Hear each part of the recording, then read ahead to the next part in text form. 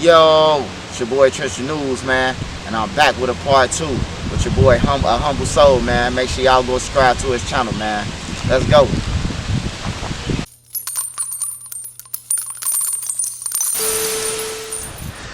So what we hopping on to right now? Trenches News, man. We hopping on the party bus, man. One of my first purchases from the YouTube check, man. One of the first purchases that was made, man. We got the YouTube check. The party bus is one of them, man. 18-seater. You know. I'm scanning around. Let them see. You said this one of the first investments you made off that YouTube money. First investment, man. So y'all been to Chicago in this? Y'all been doing any tours? Or what y'all do with the party bus, bro? We purchased it. It came with all the, still clientele that they already had and all that, and that was perfect for us. You know what I'm talking about? That was part of the purchase. Do we get the customers that you already had? And then by us being younger and not older than they is, we know the internet, we know how to promote, and we just made it even more better and more popular, to bring them back out. So I mean, man, so you said you purchased this with your first YouTube check, but prior to that, I know you've been open about you being in the streets, being incarcerated, making some poor decisions, so on and so forth. But was entrepreneurship always in the back of your head, like something you wanted to pursue, bro? Like being your own boss and creating like wealth not just for you but for your family and your loved ones? Oh yeah, my daddy a hustler, bro. My daddy a hustler, and he always found opportunity. He actually got a real sack off the project buildings. Like everybody else was selling crack and blows and all that shit. Well, my daddy was selling double steak burgers, ice cream cups, $5 cups, ices, chews, fruities, Italian beefs, everything that's in the restaurant. Pizza Puffs, he was selling out his window. He had the fryers lined up like it was a drive-through. Like you come to the 10th floor and it was a line. Waiting on them to check their meal, chicken wings and everything. My daddy checked the bag, bro. He got selling tampons and everything out the crib, like for real. Washing powder, like people really ain't have to go to the store, cause he had the whole store in his house, bro, and taking inventory like a real store. Did he ever share with you like how much he was making like monthly? Or can you estimate? Oh yeah, my daddy was making some thousands, bro, every month in the projects. Now mind you, no rent.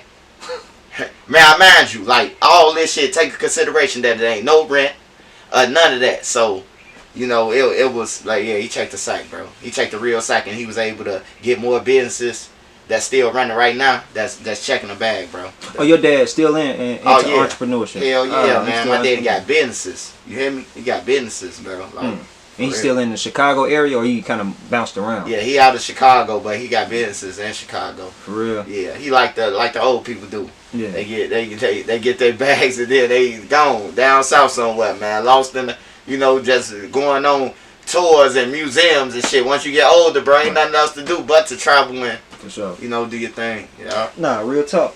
I mean, speaking about the entrepreneurship, aside from the party buses is what's some of the other things you've invested into, man? Like since you jumped on to the internet and been making that paper, bro. Man, a barbershop, multiple stores, clothing stores.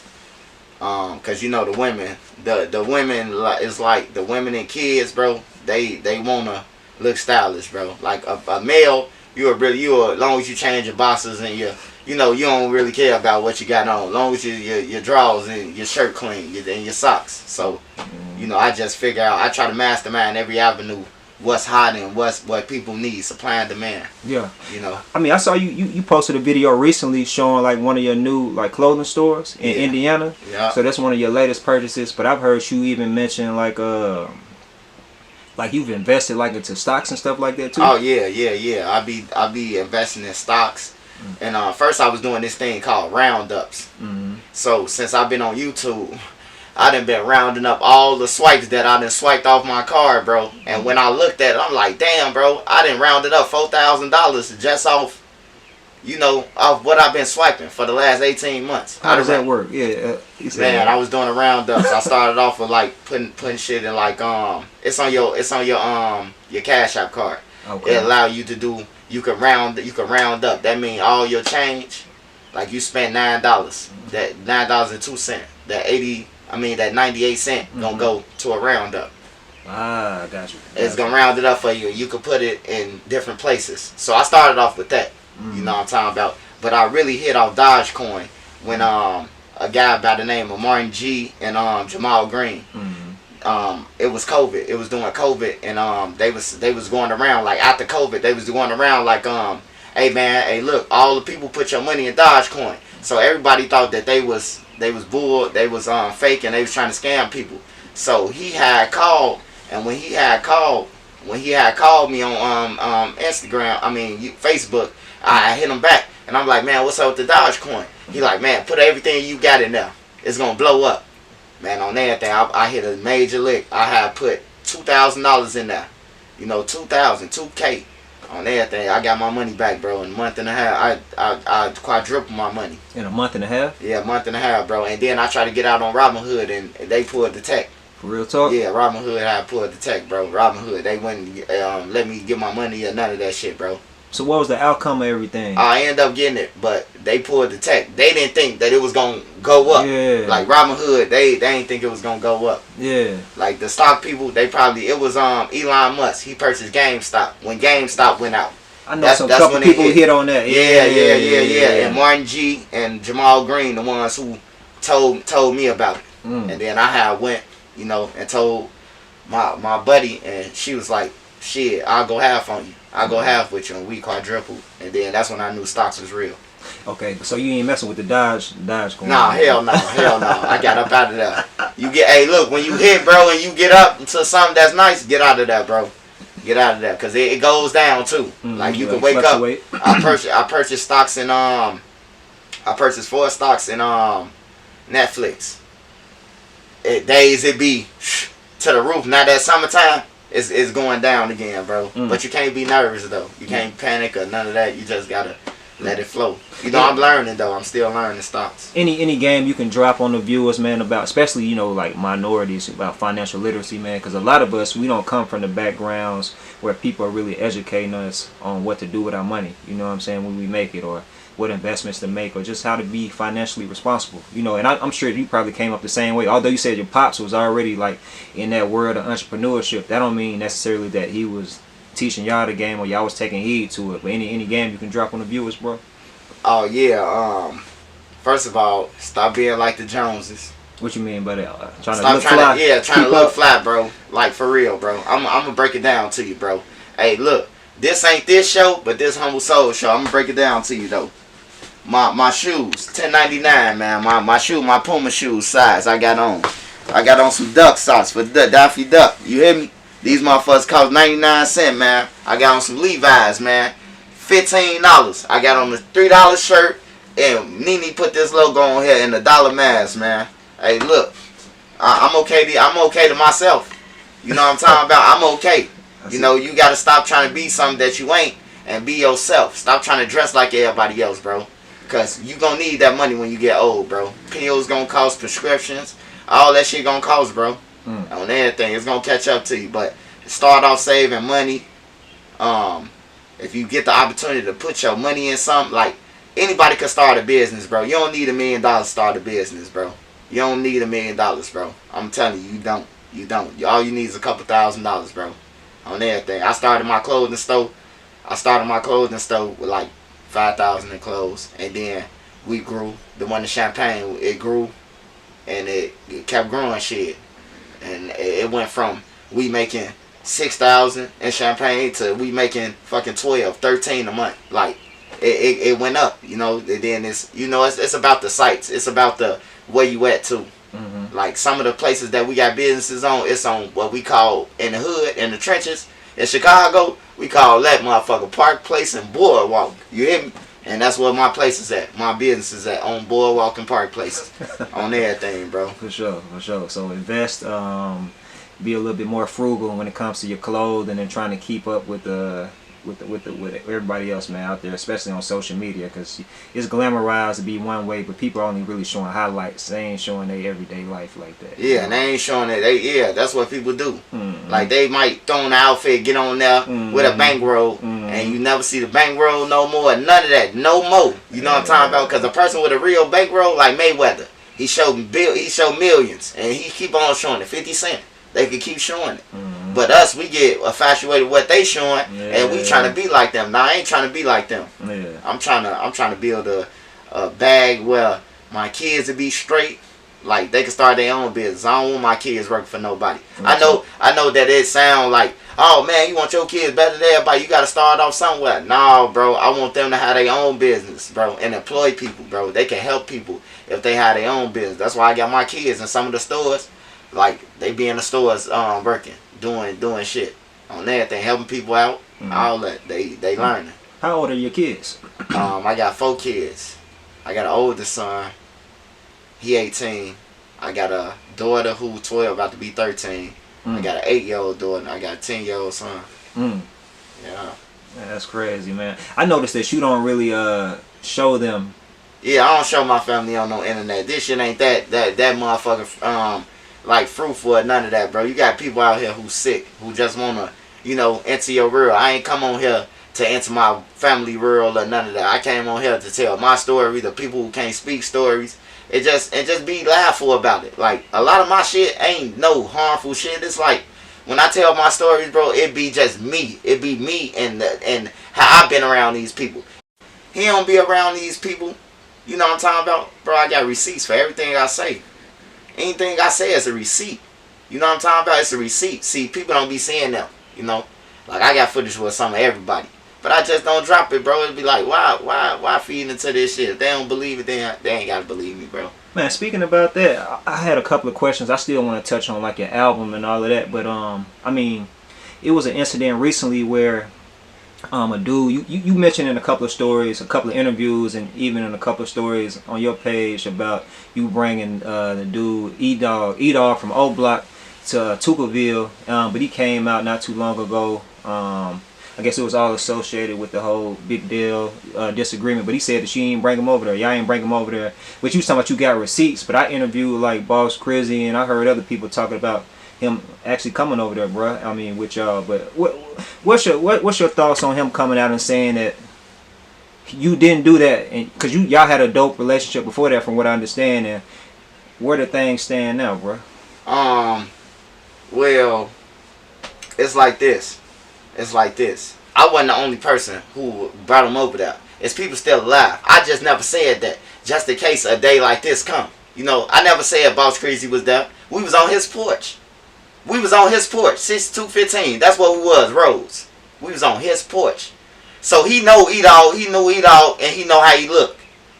So to say that he wasn't there, like, come on, bro. Like, it was a chess move, man. It was an old tactic. That's what it was, bro. An old tactic.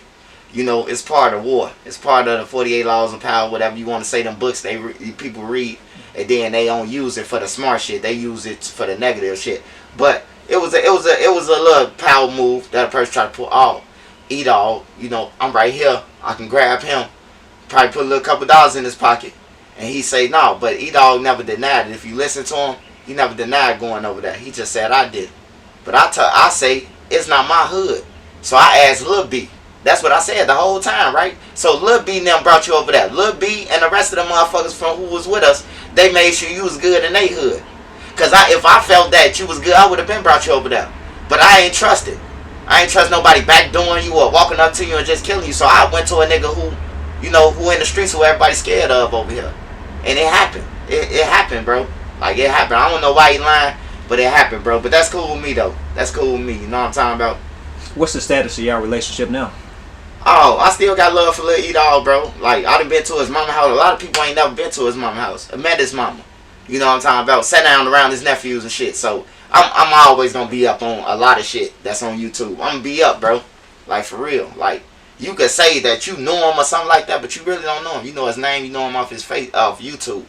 You ain't never been his OG career, but none of that. You know what I'm talking about? So, I don't bother what people say, bro. Yeah. They can say what they want, bro.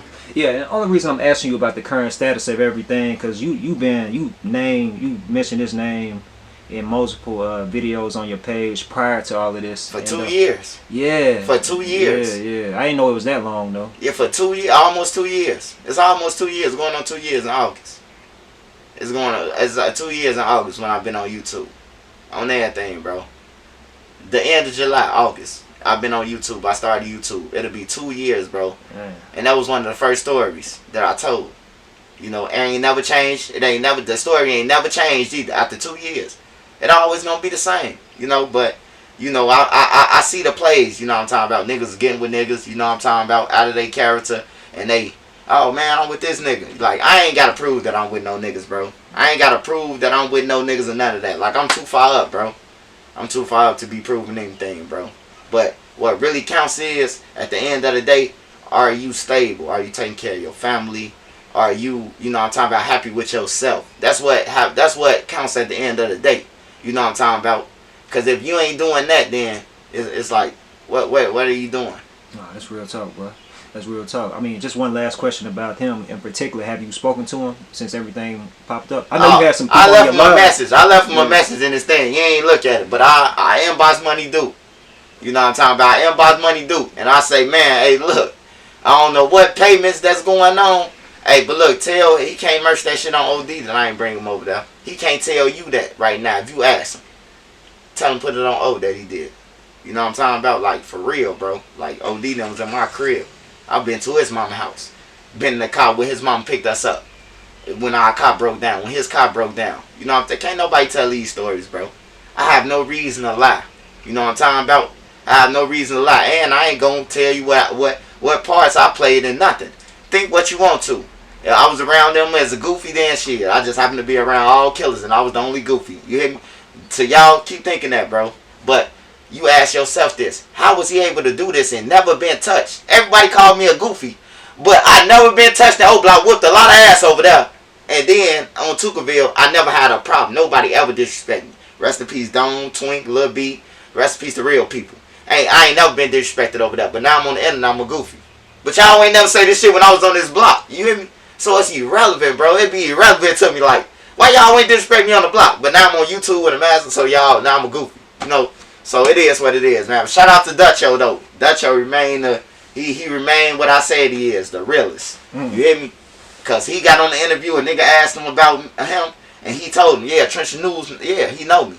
So I really know me. And then he had tried to ask him, oh, what about Young, though? And he, man, look, I ain't got nothing to do with that. That's between him and dude. You hear me? Like, for real, that's some real shit, bro. Yeah. What did you think about, it was on, I think, the DJU interview when they asked him, and Young had said he ain't want no smoke really with you, but you was kind of like, I guess, piping the stories up to be a little bit more than what they are, making it seem like you played a bigger part than what you did. Oh, man, hey, look, this for the record, man. Long they dead, he came out and told y'all what was up, bro. Like, fuck you saying something. Because when I was around you, how old you was now? I ain't been around them since 2015. So, that's 8 years ago. So, how old was he 8 years ago? I wasn't hanging with them. I was on some business shit. I was trying to get them the radio, the deals, so I can get 200,000. 20%. Anybody, any smart motherfucker know that. 20%. If I get y'all to the door, I want my 20%. I don't give a fuck what you and the labels got going on. Hey, look, y'all write me that money. I want my money. You hear me? So that's what I was on. I seen opportunities just like everybody else, bro. You know, but I really love Duck. I really love them. I really love Duck. Me and Dutchy got into it. When I first met him, Dutchy was like, this nigga BD, I don't trust him. You hear me? But Dutchy ended up coming over my house, spending nights, and, you know, I meet his mama and all this shit, and then we just, you know, and we got cool, bro. Dutchy putting up on me, smoking with me. We smoking with each other and shit like that. Listen to his music. I'm motivating them. You the coldest on the hooks. You the hook master. Like, I never disrespected them boys, bro.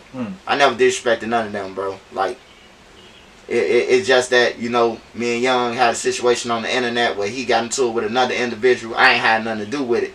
But I was just blogging at the time. I started blogging. So, you know, I ain't taking your side. I ain't taking his side. Show me the paperwork on his side, then I'll believe. You know what I'm talking about? Until then, I don't want to hear it. And that's how we got into it. That's where the store runner came from. A lot of people don't even know where that shit came from. But it came from that incident, me helping another motherfucker. But I ain't had nothing to do with it. But, you know, he seen me on there. He like, let me go and get on here and clear my name. So I gave him an opportunity on my page. Oh, for sure. Yeah. You said the store runner. So it was him who said that, or it was Cash? I thought it was Cash. Yeah, it was Young said it first. Young, okay. It was Young said it. Cash just came with a bigger name, with a bigger person in FBG, so it got out to like Cash said it. But Young actually said it. I got into it with Young. You know what I'm saying? And like I said, bro, ain't no beef between me and Young and none of them, bro. They father love me, bro. Like like he said on there, I taught him a lot, bro. Like, I'm smarter than what a lot of people think, bro. Like, for real, I taught him a lot, bro. I taught him the game, all that shit, how to hustle, how to promotion, all that shit, bro. Like, I was doing it. When you thought you was talking to Duck, and I'm going to say this one more time. And 12, 13, 14, if you thought you was talking to Duck on his page, 90% of the chance you was talking to Trenches News.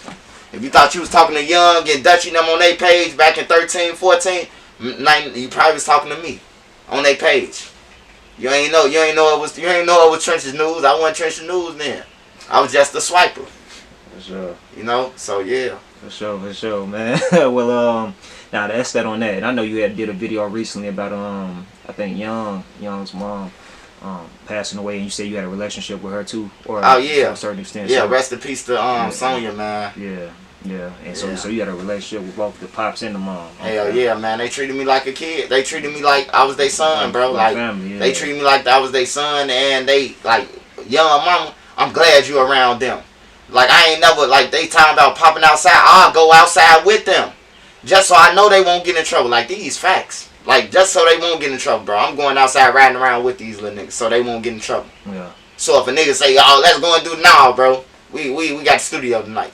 Yeah. You hear me? Real talk. So I was like a big brother, bro. I wasn't like that. And then the store running shit, like, I wouldn't take back what I was doing for them. Because if you stand in a Black Disciple neighborhood and you GD hollering BDK, you can't go to the store. So of course somebody got to go to the store for blunts and squares and shit that y'all do. You know what I'm saying? I got to be the one because I'm BD. So I can go outside on Brain Dead and walk around and nobody ain't going to say nothing to me. What's up, Scud? That's it. But if they walking around, you know, motherfucker going, oh man, they ops. They going to get on them. You know what I'm talking about? Because they know they off YouTube and they been hollering this BDK shit. You know? Man, I almost got killed taking Dutchy home, bro. This how real this shit is. I got the dude and them told me don't walk them and no more. They ain't trying to hear that they my little brothers and none of that. I walked Dutchy home. Why these niggas ain't walked Dutchy home? Dutchy stayed right across Cottage Grove. They could have walked them home. Trenches News walked them home though. And as Dutchy got in the crib, bro, they ambushed me. They upped on me. Didn't we tell you stop walking these niggas home? Them niggas FBG. Woo. I backed up in the street. Soon a van came. Took off right with the van. It was busting at you? No, they was trying to, like on some scary tactics. Oh, they ain't shooting. Get his ass. Yeah, they ain't never shoot. But they was get his ass, trying to, you know, point like they gon', you know, fake chasing me and, woo, like, man, I was dust. Hey, let me ask you this, man. When you experience something like that, they give you a warning beforehand, but you still being loyal to the people you tied in with, and you walk them home. They pull a stunt like that.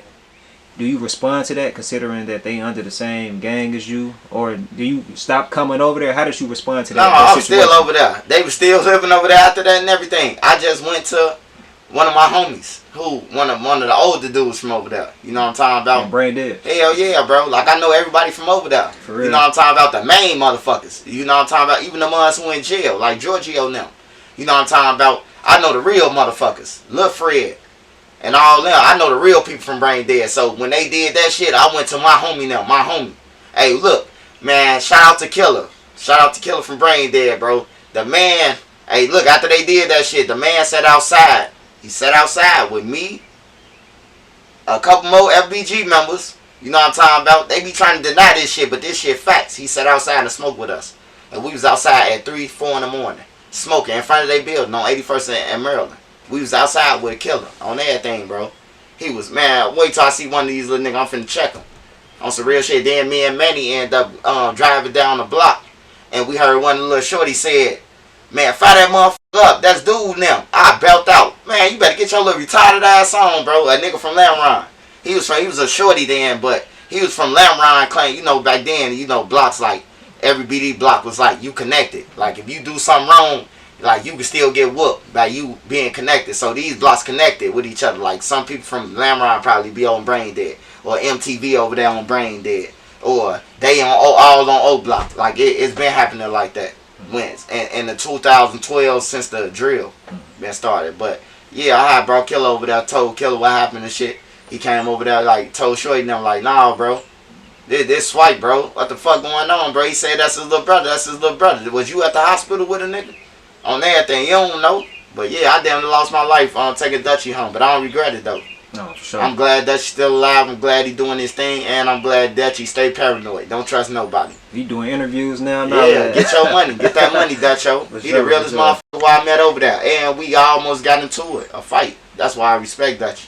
Man, I got a question about Brain Dead. It was this artist, he passed away. His name was Tay Savage. Yeah. Not Tay Savage, Tay Savage. That was linked up with GBE. Yeah. He even had a project called Brain Dead. I don't know if he was killed in that area too, but I know he got killed. Did you know him, bro? Yeah. I actually met him, Motor, all them at the same time. Gyro City Motor. That's where Motor originally from. Talk about that, bro. Yeah, that's why I met Motor and them at. I met Motor, the Gyro City Motor. He used to from Brain Dead. I met him over there. It was another little nigga, Jamil. He just died.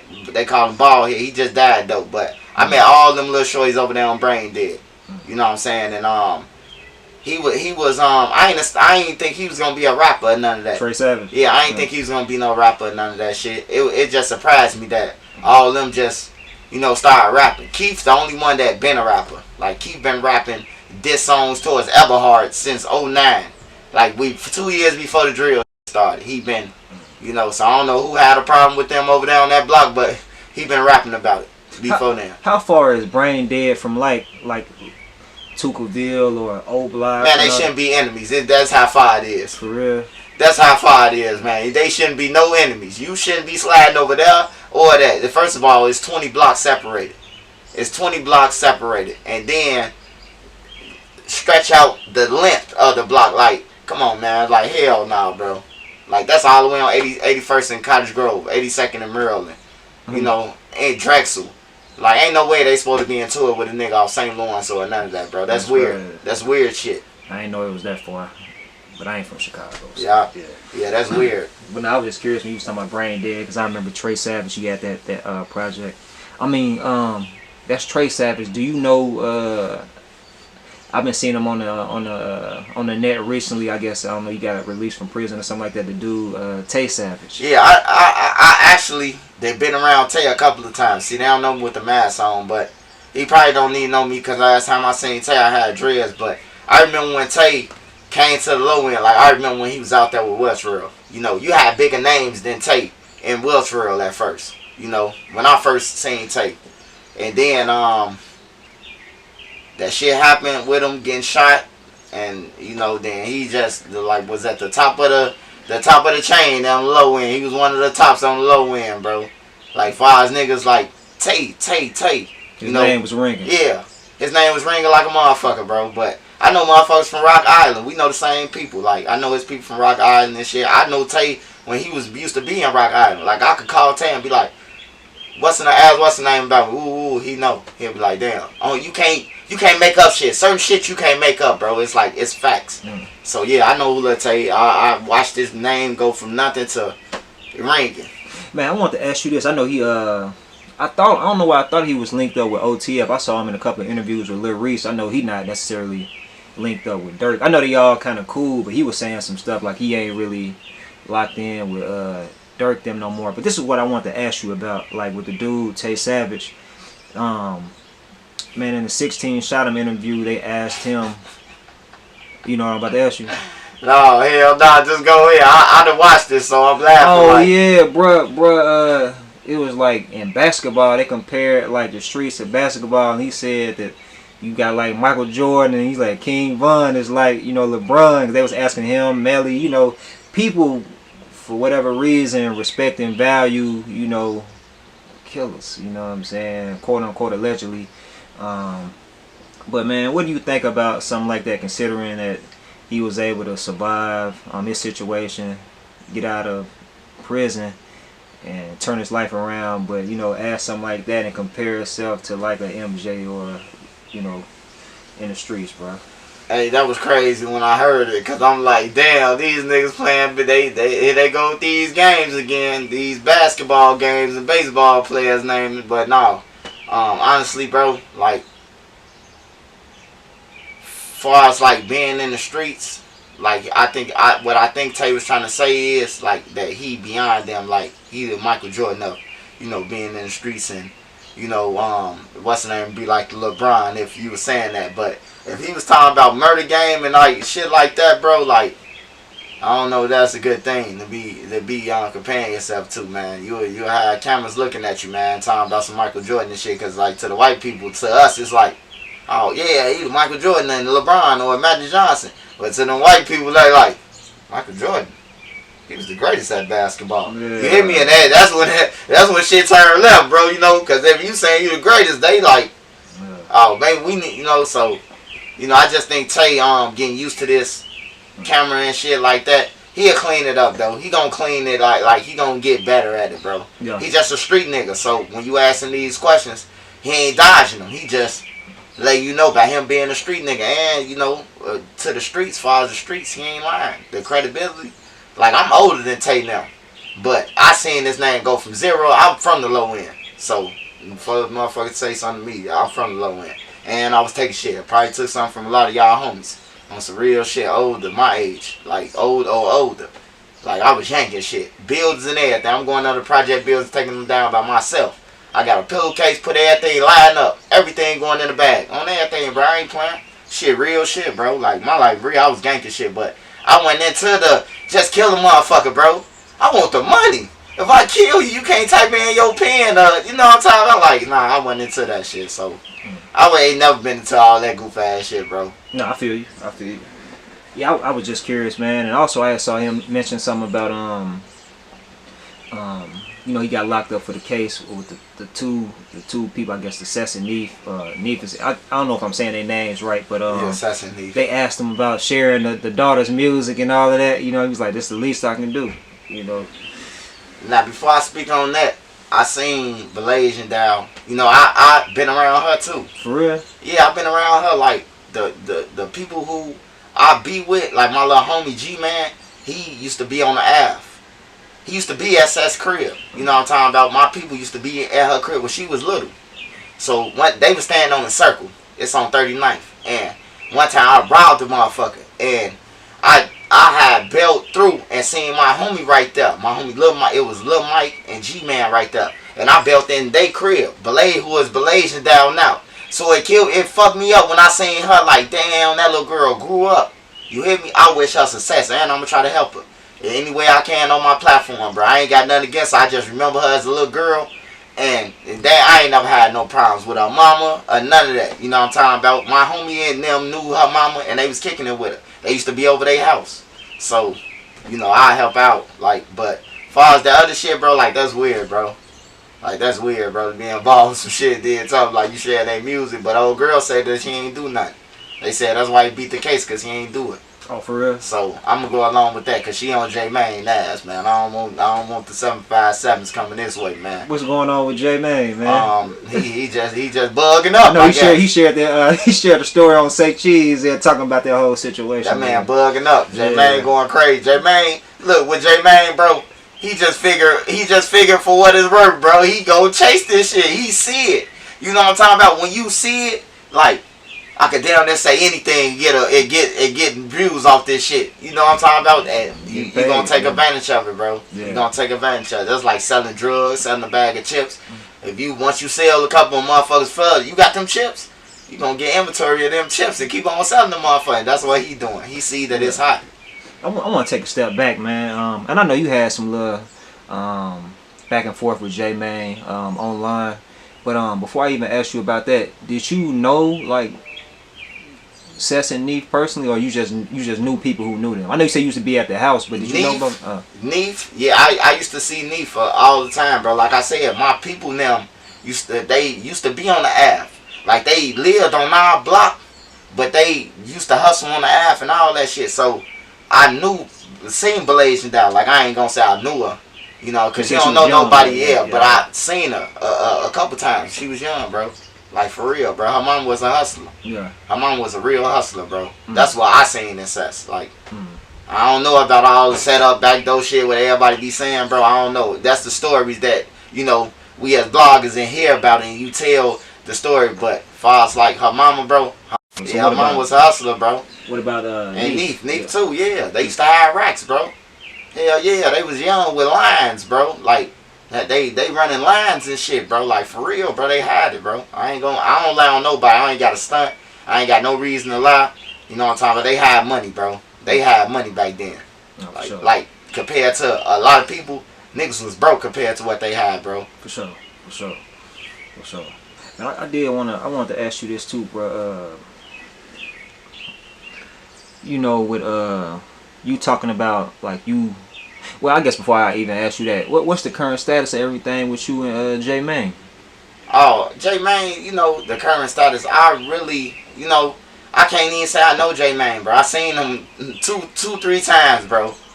And one of the times he was holding the hose as a shield. So I don't know him, you know, to say anything bad about him, but I know that, you know, if you in the hood, you know who doing shit. Like, I'm aware of my surroundings. Let's just put it like that. You know who the steppers is, the scammers is, the robbers is. You know this shit just by being in the hoods, bro. And I ain't never heard of no Contra type shit that he was on. So, you know, Contra is our game back then. So, you know, if you want to go to y'all, I ain't never heard no Call of Duty shit. I ain't never heard none of that, you know. He just always been, like, shit, G'd up. And, like, he used to be fresh, though. Every time I seen Shorty, he was fresh. Yeah. He was fresh, you know. And when you get fresh, you don't come outside planning on your clothes to get dirty. That's a real story, though, him using somebody as a shield. Yeah, that's real. He admitted it. Yeah. At first, I was lying. Remember all my stories? He capping on the stories. Now he came. Remember he said I was capping on the Fredo story? Now that Lil Reese never came out and said, nah, everybody admitting to it. Butta admitted to it. Everybody admitting to the shit now, bro. Yeah. Like, for real. When my story be capped, though, you know, that's why people need to watch what they say on they we record it, because it's recorded. And somebody gonna keep these clips. So when you say it and come back with a lie, you know, I just watch my stories go out and then, you know, motherfuckers be like, damn, Trench News, you said this. You know how many people be in my inbox like, damn, you said this, bro. Now they admit it. You said this. You said this story.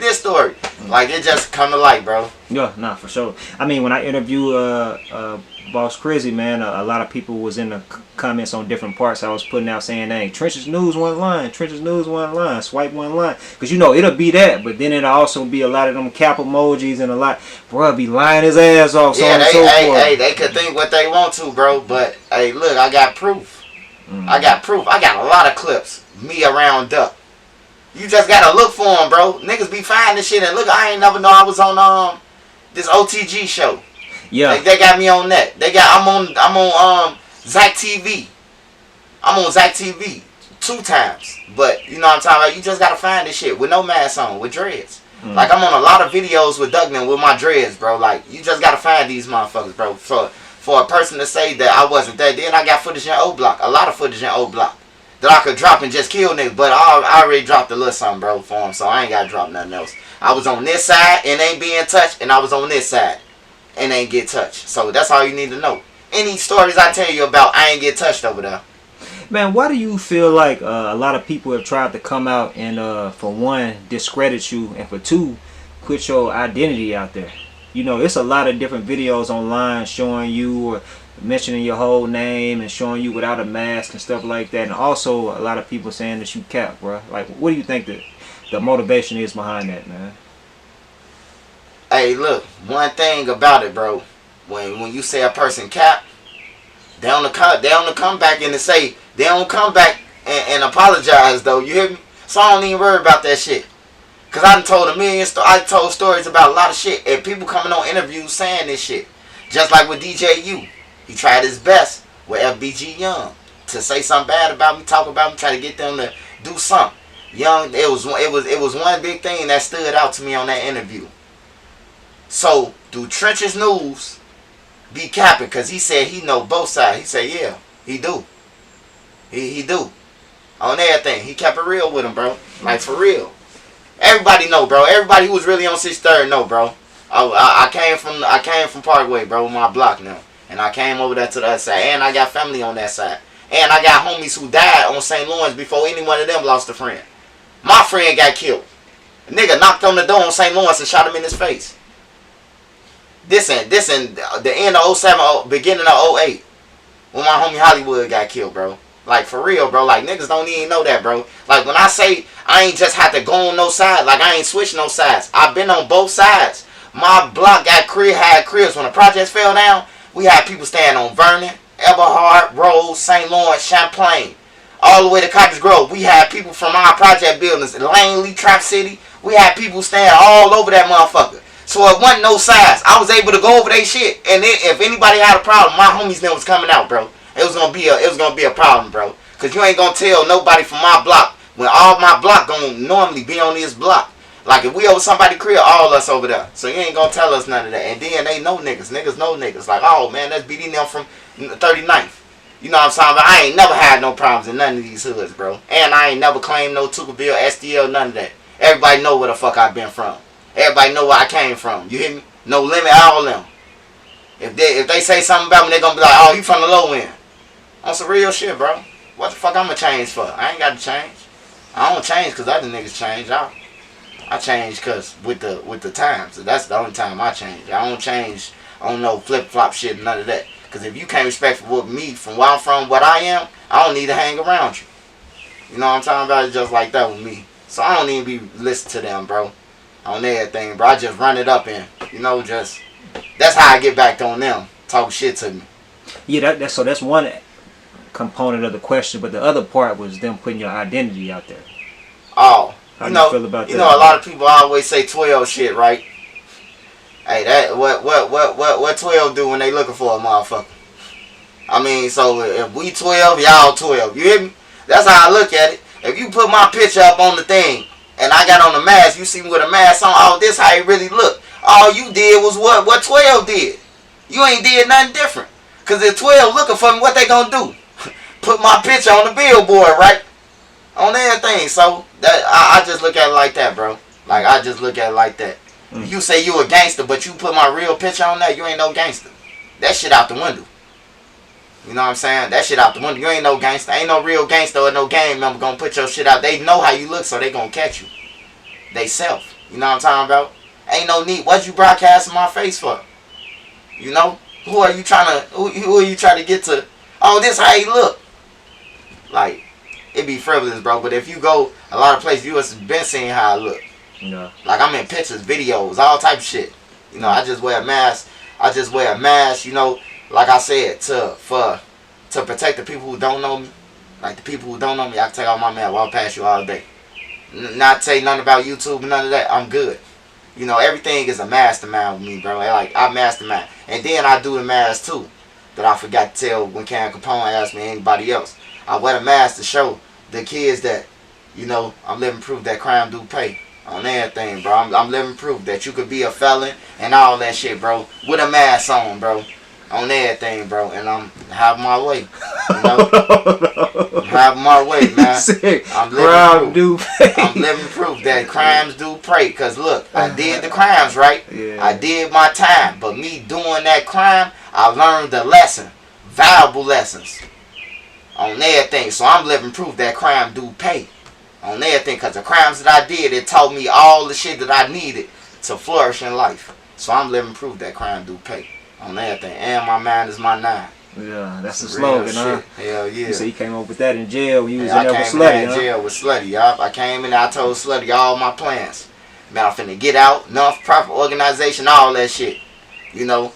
And he probably was just like, yeah, Slutty ain't gonna, you gonna rob somebody. You know, he probably thinking I was bullshitting. If Slutty seen me right now, bro, he'll tell y'all this nigga said this shit. Yeah. He said this shit to me. I was talking about that shit with him every day. You manifested it. Hell yeah, writing it down. I'm gonna have Duck and Lil Durk and them in a concert for the kids. For real. Have them all them, man, I got all that shit written down on paper, bro. On some real shit, bro. Written down, bro. All that. On some real shit. Just fortunately that I ain't get that to happen, but something else happened for me. I ended up on YouTube. I ended up with a voice. You know, so.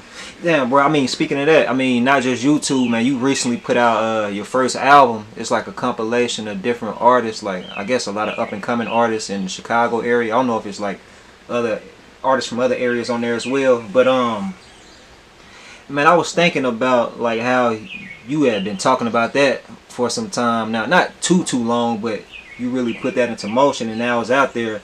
And but this is what I'm curious about, man. You've been linked to all of these different artists, bro. But a lot of the Chicago street-oriented artists like rap about, you know, a life that you live, from you being, you know, in the streets, you gang banging, you going to prison, you know what I'm saying, you being shot, you know what I'm saying, you experiencing poverty. Like, if you about your paper, you know what I'm saying, you on YouTube, you consistently putting out stories, doing lives, why not even jump in that lane, get in the studio, get behind the mic, man, and tell your life story that way? Why never pursue music, bro? I just feel like rapping ain't for everybody. That's how I feel like it. It ain't for everybody. Some people shouldn't rap. Like, I would have told Vaughn, like, don't rap, bro. Like, nah, bro. Like, don't rap. Or make a couple raps and flip your money to real estate or something. You know what I'm talking about? Because when you be listening, some people just don't need to rap, man. Because some people, that's all they know is about what they did. And they gon' rap about it and it's gonna come out. And now niggas like, damn, he the one who killed dude. You know, and that's when they get on the internet and be like, hey, bro, why you trolling, or why you doing that, bro? I ain't do nothing to nobody. But you just said on this rap, goddamn, you just described the scene that the streets knew about. Only the streets knew it. Only the killers would know about. You know what I'm talking about? Like, it'd be weird to me. So I don't be into rapping, but I'll push it, though. I'll push it, but I ain't gonna push no you sliding and all that. That shit goofy music, bro.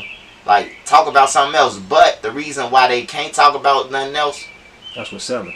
Yeah, because that's what's selling, and it's lack of education. It's lack of going out and seeing outside your boundaries, bro. Yeah, they ain't got no experiences, bro. You only been on 63rd. Well, you said, how can they rap about being in Florida under palm trees? Yeah, how can you rap about being in the club throwing up money and you ain't never did it? You know? But a smart motherfucker can rap about that shit and never did it. A smart motherfucker, their imagination. Their talent, yeah, their imagination. Creativity. Yeah, their imagination. And if you really a cold pensman, you could rap about that shit. If you could write a rap about killing people and describing a murder, homicide, how the bullets went in his body, nigga, you could rap about anything, man. Because that's where the money at, rapping about something else. The drill, it'll be over with in 3 years, man. Ain't gonna be no more drill music, bro. I'll give it 5, the max. Ain't gonna be, it's already fading out. Yeah, it ain't like it used to be. Yeah, it already fading out, bro. Remember how the blocks used to come out and this block, this. You don't hear none of that shit no more, bro. Everybody dead, bro. Everybody dead, bro. Everybody who had a name is gone, bro. I'm telling you, bro. It's sad, bro. It's sad, but it's true. And all I could do is, you know, like, just try to show them better, bro. Like, I can't stop the violence. I can't. I come to that. Well, you know, I come to that realization that I can't stop the violence. Dirt can't stop the violence. Nobody can. Because you got kids off drugs who don't listen to their parents. Yeah. You don't listen to your mother, father, grandma. That's the first 3 people that you going to listen to if you don't listen to nobody. So you saying fuck them. The police come lock you up, back out, you saying fuck them. You wouldn't shoot at them. What can Church's News tell you if you don't listen to the main people who I just named? So I don't think I can show you is a better way. So I ain't preaching peace, or I ain't talking about peace no more or none of that. I'm preaching survival, man, and how to survive and get up and get out your environment, bro. Get out to something else. That's what I'm doing on my YouTube page. So at 100K, it's still the same talking, and you know I'm doing the videos about all that. That's gonna be the same. But I'm talking about survival, man. My slogans ain't about no peace and none of that, cause everybody pushing peace and ain't no peace being pushed. You know. You can say it's like with peace, when you say you pushing peace, if you have one bad day, oh, he ain't pushing peace. Like you're not human. Yeah, like I'm not human. You know what I'm talking about?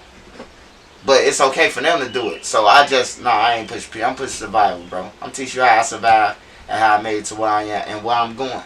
Just take the journey with me. Man, you know, it's a lot of people who looking at you, watching you from a household or an environment that is not conducive to pushing peace, or it's a lot more challenging to, you know, go outside their front door, you know what I'm saying, outside their building and think positively when they exposed or surrounded by so much negative. Like, what's some tips you can drop on them, bro, about survival and just staying focused to better their circumstances? Hey, look, hold your kids tight.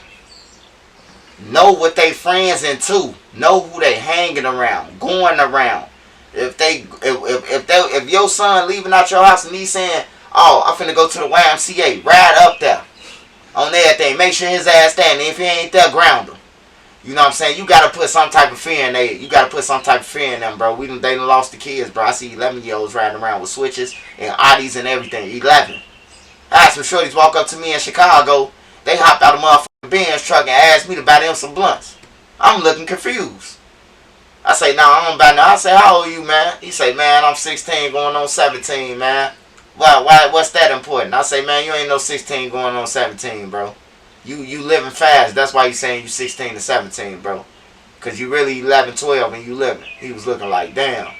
I say, "Man, I can't get you no blunts, bro. On that, I can't buy no blunts from you, bro. I feel bad, bro. Like, that's like me getting you some drugs with it, bro." The shorty them understood, though.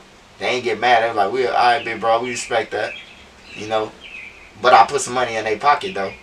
On everything. I hit them with 20 apiece.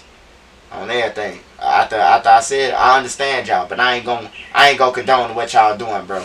I ain't gonna condone, but here go $20 to get you. Maybe you'll get you a meal or something with it. You know, they respected me, though.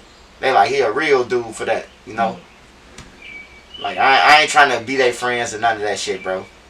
You ain't trying to listen to what I'm saying. I ain't trying to be your friend. Like, I ain't come to them somebody kids, bro. Everybody be complaining when they dying, though. But what about before they died? Could it been prevented? Yeah. You know, like shit like that, bro. So you think a big component is the parenting? Yeah, the parenting, bro. Like, if you saying f your mom and father who made you, bro, what can Trenches News tell you? Like, what can AHumbleSoul tell you? If I say f my mama and my daddy and my granny, them the 3 people head of the household, man. You know what I'm saying? Once you say f them, bro, it's a hard battle, bro. It's a hard battle, bro, and it's gonna be a hard battle. It's gonna get way worse than this, bro. You think so? It's gonna get way worse than this, bro. It's the younger and younger. It ain't that Chicago more violent than these states. Look at the age group of these other states. Them be grown men out of town killing shit. It be little kids. The last shooting, a 14-year-old just opened up on the police on Wheels, on 41st and Wheels. Shot at a police officer? Yeah. They say the police was hitting the crime scene and they fell down the low. That's crazy. What can I tell you if you doing that? You know what I'm saying? What can I tell you, bro? So I'm just trying to, like I said, survival, bro. I'm just telling you how to survive, what I've been through, and give you different type of tips. Like, give you different type of tips of the day. But what you were saying about that, hug your kids, know where they going, the searching the room and all that shit. Hey, look, soon they go to the store. You want to go to the store? Yeah, go to the store and give me something. Then flip they shit upside down. You want to know what's in your house. Hey, look, they all on social media. You telling me you can't make no fake page and infiltrate your kids? Like, it's ways to do this shit, bro. It's ways to do it. Somebody gotta be responsible and claim responsible for this shit. Like, and it can't be nobody who just reporting about it. Like, we ain't playing no part in it, because that's just you. If you saying that, then WGN, Fox 32, CNN, they played a big part in this shit, or was they just telling the story, and we fed into it? Because you could tell me to touch this rail, but I'm gonna examine it myself and to see if the rail hot. But you ain't gonna just tell me, put your hand right here. No, I might come over here. Try to figure out why you know, like that shit. No, that's neat, man. I mean, so you talking about like just getting back on you for a second, man. That's some good wisdom you drop right there, man. I hope a lot of people take heed to that. I know that's more so towards adults and parents, but what about like the actual kids or the youth? You don't feel like it's nothing you really can drop on them, bro? The youth, they got their own minds. The youth get money. Like, try to get money. Like, that's the goal. Get money, take care of your family. How is they making all these kids, bro? Like, I'm starting to think like, hey, look, if you ain't got shit, you shouldn't make a kid, bro. Like, for real. If you ain't got no form of income, I think motherfuckers should get locked up for that shit, bro. At this point, the way this shit happening, on my mama, bro. If you have a kid, bro, you can't take care of him, bro, you getting locked up. Just bottom line, bro. I hate to come out like that, but you ain't gonna have no more kids running around this bitch, bro. They getting killed about an hour, bro. Like, they dying. For real, bro. And it's like, You only see the parents when the yellow tape and the red tape up. You didn't know they had no parents before that. Man, I ain't never know a half of these motherfuckers had parents, bro. I done seen them every day for the first part of the drill scene until I got locked up, bro. I done seen these motherfuckers every day. I never seen their mother or father or none of that until they died. I seen Can't Get Right people though, cause they stole the car. Him and Modell had stole their auntie van or some shit, and they came around there. The grandma, the motherfucker, why you steal my shit? Like him and K.I. and them was in a van or some shit like that. But other than that, I ain't never seen nobody parents, bro. I'm telling you, bro. I thought Mama Boosie, G-Daiski mama was a lot of their mamas at first. I'm like, damn, she got a lot of kids. The way all the kids was, you know, with her kids. One house, yeah, her house wasn't no party house or none of that. They be with her kids, bro. Like, if you a kid, you ain't finna do nothing in Boosie house. You ain't finna do shit at G-Daiski them house. You a fucking kid. Boosie kicking your ass right out, bro. I don't know who made up that theory, but yeah. She the sweetest lady in the world. She like Mother Teresa, bro, to the hood. If you know what Mother Teresa is, then y'all know what Mother Teresa is, you know, that's who she is to the hood. I think that's Boss Creed. Yeah, that's Boss Creed, mama. Yeah, he introduced me to her, bro. She was cool. She was nice. She was whipping some food up. When she started doing interviews, I hope she started doing interviews like I hope she started doing interviews when she do. Motherfucker gotta get her 10,000, 20,000 to do it, bro. Like motherfucker gotta hit her hand, bro. Like she done been around everybody. She not been around everybody. And can't nobody say she cap on my mama. Can't no if any motherfucker come out and say she cap about anything, bro. Like, it's time for the parents, bro, to tell about the kids. How was they? Like, we already told all the bad shit and some of the good shit. Like, I speak good on people. Like, K.I. still say she was a sweet girl, wasn't no killer. She probably had a gun or two. Hey, just because you had a gun or two, that don't mean you killed nothing. On some real shit. You know, so I think that, like people like her need to come out. Not they parents, because they parents coming out and you wasn't there for your kids. So that's irrelevant for you to come out. But a person who was taking care of your kids, feeding your kids. I'm talking about, bro, G-Daiski mama was so good, bro. She making food everybody eat. Waffles everybody eat. She got a waffle maker. Big Belgian waffles. Everybody eating in the crib, bro. One day it was like 14 of us in the crib. Everybody got bacon, eggs, sausage, all that shit, bro.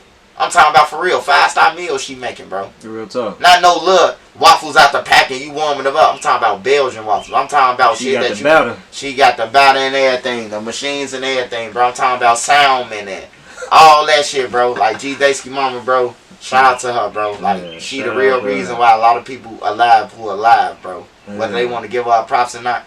Like she ain't, you know, them days that she let people in her crib with her kids and shit, or knowing that y'all got a possibility of getting killed, instead of y'all being outside, y'all come to my house. Like a safe haven? Yeah, but it was with her kids, though. It wasn't just anybody could come in there like a fucking YMCA where anybody just come and sign in. And no, it wasn't that type of shit. They was with her kids, bro. Like Tuka, Modell, K.I. That's Creed's sister best friends. So, of course, like when I say that I was around them, yeah, I was in the crib with them every day. But they wasn't my crowd. I was with Brick. Shit like that, bro. So when I say that, people be like I heard, I don't want to say no names, man, but the nigga said, man, Trenton News been around them. Hey, look, do the math yourself. Do the math yourself. Duck damn near 30. In 2012, how old would Duck would have been? Do the math. Duck wasn't no motherfucking kid, nigga. He was grown. People think they was little kids, bro. They wasn't kids, bro. 18, you grown, bro. On everything. I've been in the streets since I was 9 years old, man. My mama off crack. I've been in the streets. Hitting licks, stains, all that shit, bro. At 9 years old? At 9 years old. On everything, bro. I had to grow up fast. You was hitting licks at 9 years old? Hell yeah. Going in the stores, hitting licks, all that shit, nigga. Crowbars, locks, all that shit, nigga. Like, for real, nigga. We had to eat. You had to catch on to your environment. Your mama spent a link card, then you link up with your friends. Man, my mama spent our link card, too. Everybody was out cracking blows. So we was networking with each other. Oh, man, we got a lick. We could put a hole in the middle of the store and take everything out that motherfucker. You know what I'm talking about? Like, we as kids had to grow up fast in the city. So, I mean, why did you take that approach if you had a father who was making a bankroll? No, my father was making a bankroll after the fact. Like, when my father was in and out of jail and shit, but when my father came home for the last time and got away from my mama, Oh, okay. You know, okay, I got you. he had opened up a store and checked the bag. I got you. You know, but at 9 years old, my father left my mama. He left my mama. He wasn't florist like this, but he had a bag. Like, to be in a project, bro, he had a bag, bro. He had a real bag, bro. You know what I'm talking about? And my father made sure we eat and shit like that, but, you know, we got to go to somebody else's house to eat. Like, my father was my father. If we wanted to eat, like, hey, we weren't never denied no food. But it's like, who the fuck finna keep on knock on the door to, you know, to get something to eat, bro? Yeah. When it's 3 of us, I got 3 brothers. One of them was dead, but I got 4 brothers, but 3 brothers. You know what I'm talking about? It was 3 of us who stayed in the crib in the projects together. So between us 3, we getting it. And then God just happened to, you know, I hate to say God happened because it's a bad thing. My brother and them ended up checking the bag off the drugs, bro. So I was straight. Okay, what? I was straight from 6th grade, 7th grade, 8th grade, 9th grade, all through high school. Fresh than a motherfucker on everything. Couldn't nobody say nothing. I'm talking about mics. I'm talking about Iceberg. I ain't talking about no, I'm talking about the clothes that was then. Iceberg and Echo and Nietzsche. And, you know, the shit that was popping back then, Rockawell. Yeah. You know, shit like that, bro. I was fresh, though. All through that to high school, bro. Like, once my brother caught on to his environment, like, my brother said, we ain't never going back broke on everything. And my brother got me through high school, you know. Man, I want to ask you something about your brother, Imani. In the last interview, I didn't get you to go into too much detail, but you mentioned at the end of our interview that your brother's passing, after he passed away, it kind of separated your family. Oh yeah, hell yeah. So he was murdered. You said before that he was kind of like a beast, you know, out there like a bully. Everybody like niggas who saying something right now. Like my brother was laughing, a nigga was on YouTube woofing at me, and you was from Chicago, bro. I might get a call, FaceTime. What this nigga who been talking about you and you upside down, bro. You upside down, hanging for your dear life. Like Swipe saved me. That's the type my brother was, bro. Like he gonna come get you. Like you ain't gonna say nothing to his brother, bro. Like niggas who woofing at me now, they wouldn't say nothing to me if my brother was alive, bro. Like for real, bro. Like they wouldn't even thought about it. Cause you in Chicago, my brother gonna find out who you is, where you at, and he don't give a fuck of who you is. He gonna bust your shit, beat you, whatever, bro. Like for real, my brother get like that, bro. With his hands. I ain't talking about with no gun, with his hands. Ask anybody that. This facts, no cap. My big brother. He beat so many people in O-Block ass, throwing through their windshields. Look, I'm standing there. One day, I'm gonna tell you about a fight my brother had. Well, it wasn't no fight. My brother threw the wrong nigga through the windshield. Hey, we was all standing in the middle of O-Block, 6358, 6356. We all standing out there, bro.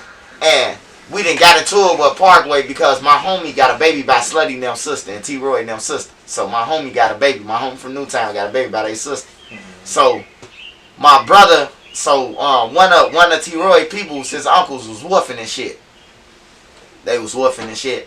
Oh man, this our shit. Woo woo woo and all this. So he left. So it was another nigga standing there who looked like the dude. My brother came out of nowhere. Where that nigga at? Then I tell you next time you say something, and threw him through his window, bro, through the little window.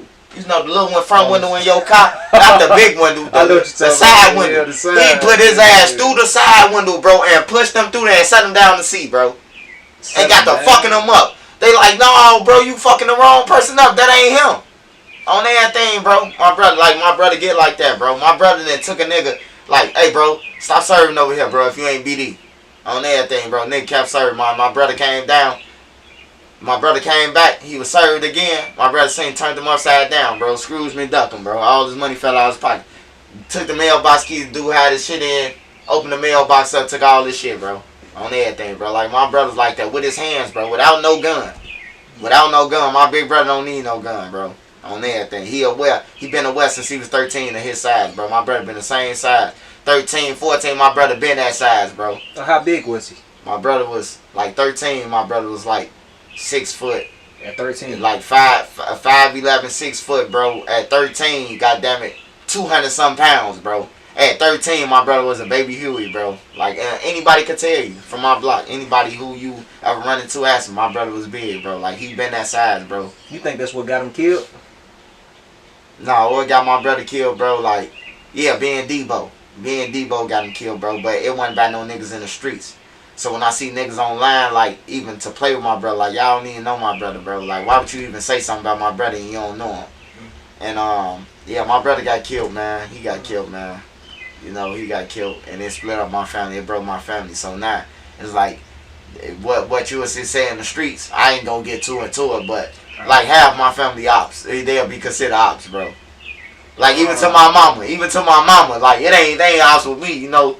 But you know, cause I know they ain't had no involvement, even though that's their family too, you know. But it's like stay your ass away from me. That with me too. But with my mama, they ops. Fuck them. It was internal. Yeah, it was internal, bro. It was internal killing, bro. They switched my brother down, bro. What? Yeah, my brother got switched down, bro. Switched up on everything, bro. My brother got switched up right on the low end, right in front of my people crib, bro. Right in front of what like my sister. She my cousin, but she like my sister. Got switched down, bro. They hit my brother up on some real shit. And got low in everything, bro. But yeah, you know, every dog got his day, bro. Every dog got his day. And that's why I really did YouTube too. I was trying to get some money up, get my money up to chase they ass, because they got a little scamming money. So I was like, I'm finna chase they ass. I'm finna get this bag in. You know, but now I don't even think about it, man. God gonna get you one day, man. You running around like Carmen Sandiego. You know, a nigga ain't gonna stay in Chicago or none of that. You know, it's a lot of people who love my brother, bro. Like, it's a lot of people who love my brother that's really in the streets. That you done fucked up from shorties to all of them. Like, E-Dogg and them ain't gotta respect me, but they love my brother. T-Roy and them, all of them love my big brother. It's a lot of little niggas.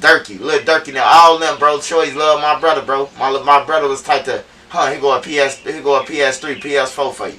Like, shit like this, stay out of trouble. He was one of them, bro. Like, he had a good heart. Damn. So, but the person who did it, that's internal in your family, but yeah, they never got arrested though. No, hell no, bro. Hell no, man. Like you gotta go the same way at this point, bro. Like, ain't nobody like you know, I don't believe in that shit, bro. Like, but I don't believe in it now. But it's like, nah, jail won't do no good. Like, you ain't finna, cause you gonna get beat every time. If you go there, you gonna get your ass kicked every time. You know what I'm saying? You can't go in there and say, you know, BD or none of that. You know, you getting fucked up every time. But, you know, God gonna have his ways, man. God gonna handle the vengeance is his, man. That's what it's saying in the Bible, man. So, we're gonna let him handle his vengeance, bro. I for sure, man. I feel you, man. R.I.P. to your brother, bro. I can tell, like, it don't seem like you still let it go, bro. Like, it even bothers you talking about it. Oh, yeah, man. It pissed me off, bro. It pissed me off. It pissed me off, bro, to knowing that, like, you know, we used to wear these Alf draws and Spider-Man draws and shit, like, with the characters on the little tighty whities and shit like that, and this nigga with us. He over like, this like our brother. This like my brother, bro. Like, this ain't just like no cuz. This like back then, bro, it was like you had cousins, but then you had cousins that y'all stayed with each other so much that y'all was like brothers. You know what I'm talking about? Like, and I still, you know, it still fuck me up, bro, to this day, but you know, it's all good, man. Like I said, bro. Like, yeah, for sure. We can get off there. I did have one last question about your brother, though. I heard you mention in a live that you were actually in a shootout with your brother. Not like with him, like shooting with him, but shooting at him. Like, y'all in the shootout. You and the same brother? Yeah, bro. What like, happened? What's the a story, lot of people man? don't know, bro. Like, I used to be on that time, bro. Like, I was a stick-up kid, but I was on that time, bro. Like, ain't nobody fuck with me. That's why I ain't got no stories to tell y'all that nobody fuck with me. Because if I've learned that somebody was chasing me, I was coming for them. Like, I done had niggas chase me down and all that shit, try to get down on them. We having shootouts, broad daylight shootouts from robbing them. Like, I done had that happen. You got to expect that to come back to you. You know, but I ain't really had no problem with nobody. Like, cause I always had a gun. See, niggas have to go and get a gun. When you killing somebody, you don't just carry a gun around if you killing somebody. You go and get it. I was a stick-up kid, so I always had my gun. If I walk up in any crowd, niggas be like, I know he got his shit on him. On everything, bro. Cause I'll carry my shit around. I ain't bring my shit outside to kill nobody. I'm looking for the money. Who's serving over here? Who line is that over there? Oh, man, that's Johnny Red and them lying, man. They doing numbers, too. I sit back and watch that motherfucker.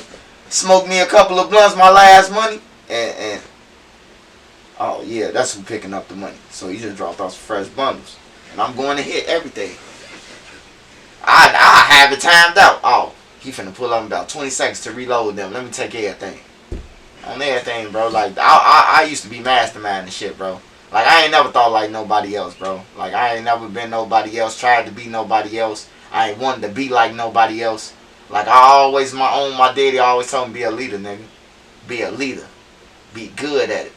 And I was always smarter than my peers, bro. Like, I taught a lot of my friends about Paul Revere now. Taught a lot of my friends about Martha Washington, George White. They ain't know shit about none of these people, bro. Like, I'm telling them about Lewis and Clark, and they was like, damn, bro, you smart. Like, they couldn't believe it, bro. I'm teaching them shit that they never known, bro. That they don't teach in black schools, bro. On everything, I'm teaching them this shit. For real. Yeah, nah, for sure. But you still didn't. You ain't want to go into detail though. What happened?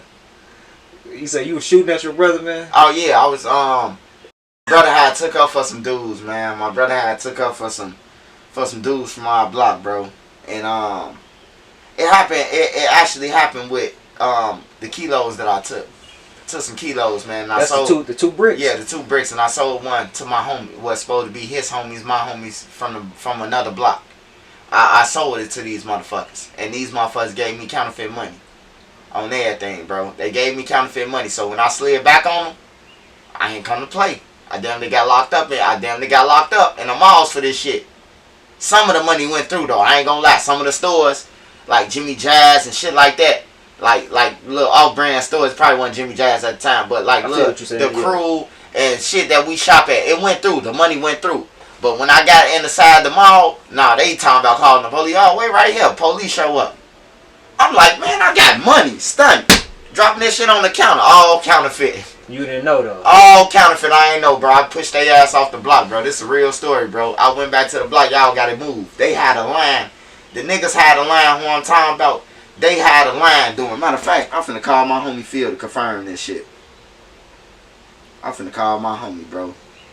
Glacier, so you know this shit real. We been talking for an hour, so you know I ain't made up no shit, but you just asked me this, so I gotta have him tell you.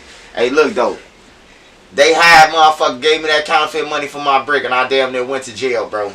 And I had motherfucker push them off the block. They had a weed line that was doing fucking 23,000 a night, a weed line in Dubs. On my mom, I shut all that shit down once they played me, bro. I made them go to Parkway on some real shit. I'm trying to see if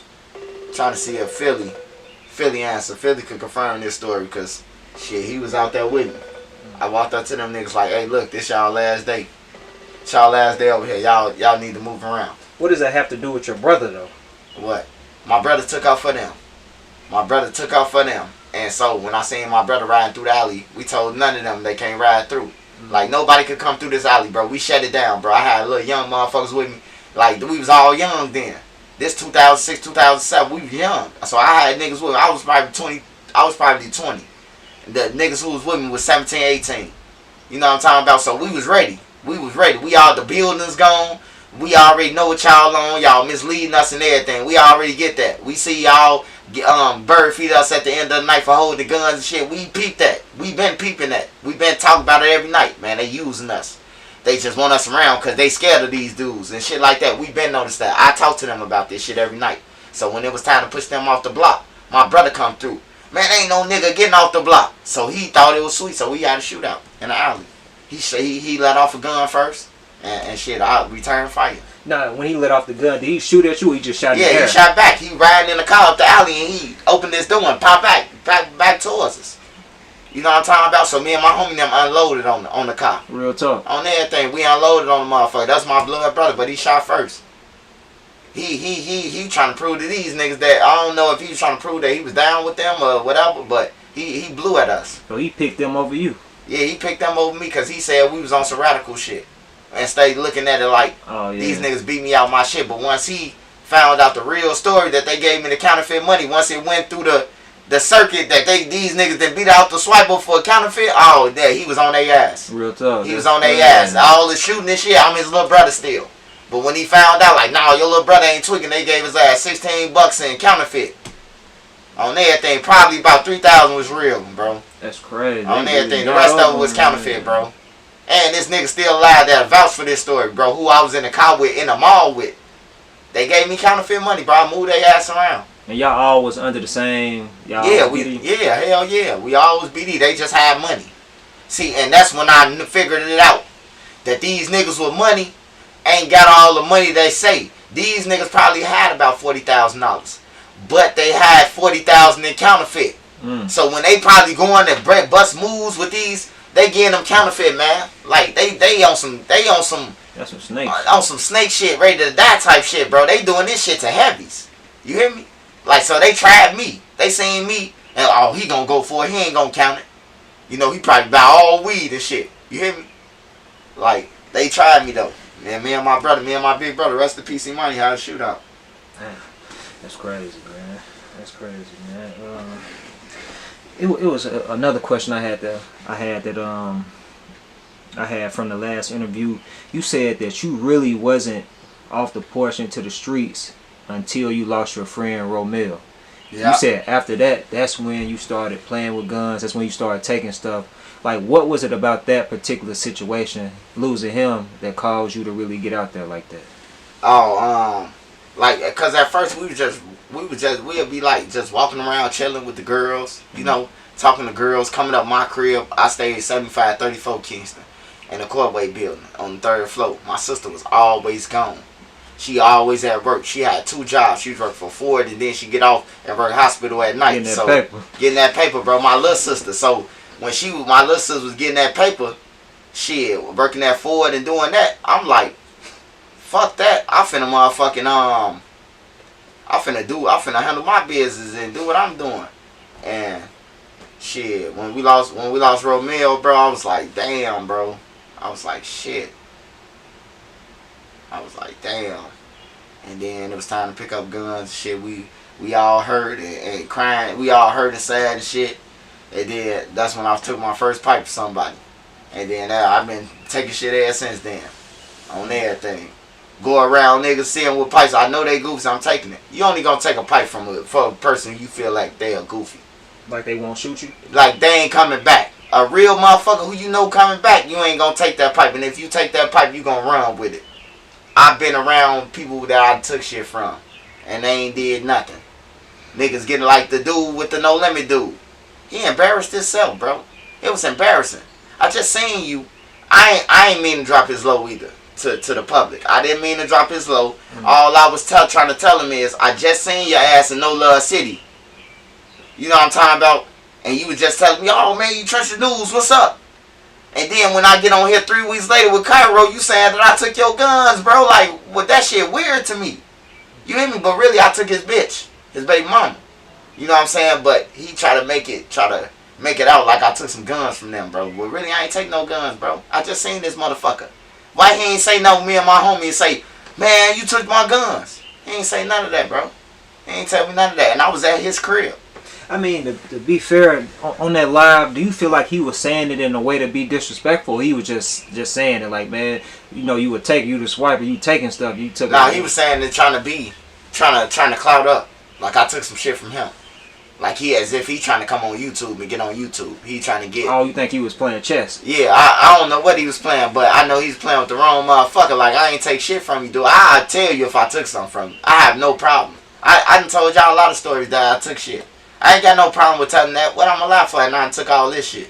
What makes your story different? I ain't taking no guns from you or none of that though. Cause you lying. Your ass ain't talking about I was 15 years old when you took the gun from me. So that mean I thought you was a goofy. If you 15 years old and I'm 17, 18 years old, for hell yeah, I'm finna take the gun from you, a shorty. Then we trying to get wild. We trying to rob a motherfucker. What is you doing with the gun? Like, come on, man. Like, you gotta make it make sense, bro. Like, when niggas be doing this talking on that, you just gotta pay attention to what they saying, bro. And then you break it down yourself. Don't just judge it off. Oh man, he lying. Cause a nigga saying you lying. You know what I'm talking about? Cause a lot of people said I'm lying on YouTube. Go back to all my stories. They all came out. They all came out. You even had Lil Durk retweeted. Lil Durk retweeted one of my stories. Reese now came out. Motherfuckers on the couch, I popped. On that, I've been told this story 2 years ago. You hear me? But I ain't never mentioned Reese. I ain't never mentioned Butta. I ain't never mentioned none of them. I just said it was a scary sight from Fredo. Because Fredo dead. And they came out with the shit, not J-Man. Yeah, it was a scary sight with Fredo. It was. But J-Man just said I was lying 2 months ago about the story. So I'm confused, bro. Like, did it really happen or not? Because I'm confused now. Because he admitting it now. And this joint was really like in the news and reported. This shit was in the news and everything, bro. I told a real story, bro. Yeah. But I just never mentioned Lil Durk now. None of that. I just said it was. I just said y'all favorite rappers ain't no goofy. Yeah. They ain't no goofies. How niggas saying portraying they some goofies. They wasn't no goofy that day. Let me ask you this though, Swipe, man. Although they may have pulled that move, does that really make you like a real dude just because you can come and shoot at somebody though, bro? Does that not make you a goofy just because you willing to shoot a gun at somebody, dog? Does that not make you a goofy? Or rephrase it. Yeah, like how you said, like, they ain't no goofies. Like, you said y'all favorite rappers ain't no goofies. Like, y'all, some people saying they are. But does that make you real? No, that don't make you real. You see what I'm saying? But what I'm saying is that don't make you real. But, you know, that day I seen a lot of people hurt. I'm looking from the outside. I'm looking from the inside out now, you know, cause I was there. I wasn't on the scene. I was in the house, but I seen the struggle, the hoes and all that shit with my own eyes. You hear me? We looking out the window like, damn, motherfucker getting busy. You hear me? So I seen it. I seen people going through. I seen people crying. I seen motherfuckers on the ground. You know, at what 12 at what ambulance? You know what I'm talking about? But y'all don't see that. Y'all just see this tough persona. And all this. I done seen motherfuckers out there crying. Literally. Crying the river. You hear me? Y'all don't get to see that shit. I seen it. I done seen it a lot of times, bro. And it's they friends. You know? But if I was there and I seen it, nigga, it's my story. How come it ain't my story? The fuck? I was there. If I was there, it's my story, right? I mean, you can't tell no story if you weren't there, but I can tell the story because I was there. Oh, so you cool? Yeah, we cool. Oh yeah. No, yeah, I was just asking. I mean, cause you can take a life or shoot somebody. That don't necessarily. Yeah, it don't necessarily, you know, real nigga, but they do be on that clown and you know what I'm talking about, like the Dirks, he a goofy and all that. I'm just saying, you know, everybody could get caught. That's what I'm saying. Anybody can go there and do it, even the goofies. Man, taking a step back to when you was talking about being on the live with Cairo and the other guy. Man, I saw recently you was on live and they had added Cairo, talking about he wanted to box you. Is that just man. Joe? You want to box Cairo, man? Yeah, no, Cairo answer for me anytime, man, when I call, man. He a good dude, bro. So I just be playing with Cairo, bro. I ain't really into it with them. You know, I stayed on No Limit, man. I wish them guys the best, man. All of them. The Crazy James, the E-Skis. I wish them the best, bro. Cause I know what they gotta go through over there, bro. It's a nightmare over there, bro. Sweet over there. Once you get outside them gates, bro, walk outside them Courtway buildings, bro, you better have your shit on you. I'm telling you, bro, and it been like that since I've been over there. Since 04, 03, it been like that over there, bro. Ain't nothing changed. It just got worse. It's kids now. It's the younger generation who done grew up. That's all it is, bro. Like, and it's deadly as fuck over there. So I hope they make it. I call Cairo and talk to him about advice. I give him advice, bro. Do this, Cairo. You can do this. You can make money here. This how you do your YouTube. This how you stretch out your. You know what I'm talking about? I be giving him that advice. Whether he listens to it or not, I call him and give him advice. At least he can always say, he did give me some advice. You know, the YouTube shit, bro, it just be like, I just said, I will whoop Cairo, though. I will whoop Cairo. The question is, though, what you was asking. I will whoop his ass. But I wouldn't want, why would I fight him? He ain't never did nothing to me. But I will whoop him, like, as far as facts, like, yeah, he can't fuck with me, man. That man weigh 90 pounds, man. Dust Cairo ass off, man. But you saying behind the scenes, y'all actually got a relationship? Yeah, man, I talk to Cairo all the time. I call Cairo, man. Motherfuckers be in Peoria. I call Cairo in Peoria, man. Nigga was up in the shoe store. Hey, man, Joe, man, I can't wait to G Herbo come to Peoria, man. Ooh. Man, I hope he bring Cairo. I call Cairo for him. On everything, I call Cairo for the man. The man was fanned out. On some real shit, the man was fanned out when I called Cairo. I do shit like that, make people day. Dude was like, damn, bro. Fuck, you know Cairo now? Yeah. Like, they made his day, bro. His girl was like, he loved Cairo. So I called Cairo. What did you... Oh, my bad. Cairo, he was like, who is that? Cairo jumped off that motherfucker. He seen him. Like, you got, if you on YouTube, bro, you got fans, bro. Yeah. Like, they ain't just Trenches News fans. They y'all fans, too. So I just try to call them and lighten up their day. Yeah. And you said, so you got a relationship with the dude, Eski from over there. Yeah. You said, it's two different Eskis. Yeah, big Eski. Lil Eski, he was Lil Eski was a kid. He was in the crib. He from over there though, but he was like in the crib at the time. But his big brother, he was outside. For sure. No, okay, so that's just you just joking with that though. But Oh yeah, Cairo, I ain't got no ill feelings towards them. Like we was just on that capping and shit. Like, like you know, just saying shit. Like, let's box, pull up and shit like that, man. I don't want to box Cairo, man. He got a lot of shit going on, bro. Yeah. Like he got people to worry about, not me. Like don't worry about Trench News, man. Because I'm chasing Ben Franklin and them. So, you know, I ain't into it with nobody but the IR, the tax people if they want to play or you know taking too much taxes off my money. That's why they're my ops. Like, I ain't got no ops in the street, and I ain't gonna chase down my brother. I refuse to. Real talk. Nah, for sure, man. Just speaking of, like, you being in the headlines more, social media headlines, YouTube headlines, since you really been buzzing, man, it was a little back and forth. I ain't gonna say back and forth, but you had a little disagreement with Billionaire Black recently. And I know you had, you know, like a relationship with him and his brother Jerk, from what I understand in the past. But what led to that disagreement online, bro? I think he called you a goofy or something like that. You you responded to that. Like, what's the deal with that? Hey, Billionaire, I'm far from a motherfucking goofy. You know, that's the first thing people choose to say to a nigga. You know what I'm talking about? Them just words, man. That don't matter. Hey, look, that shit don't bother me. You know, because I know all of them. I could tell some real stories. But I just choose to, you know, just sort through the bullshit. I could tell y'all the uncut, unraw about these niggas. Y'all be like, wow, you hear me? I could really do it. But hey, look, I have some type of moral, bro, to not do no shit like that. My page could have been 1 million subscribers, bro. That's how many real stories I got, bro. I got shit that I can just tell raw and don't give a fuck about what nobody think. You know what I'm talking about? And get paid for real. Like on some Traveler Raw shit, on some Chicago, I could get on that, but I don't want to be on that. I just want to, you know, tell my stories and get on, you know, and do something else throughout the day. You know, but I could be like that. But Billionaire, it was an incident where they dissing each other. First they hang with each other, they dissing each other. Yeah, and then that ain't the thing, though.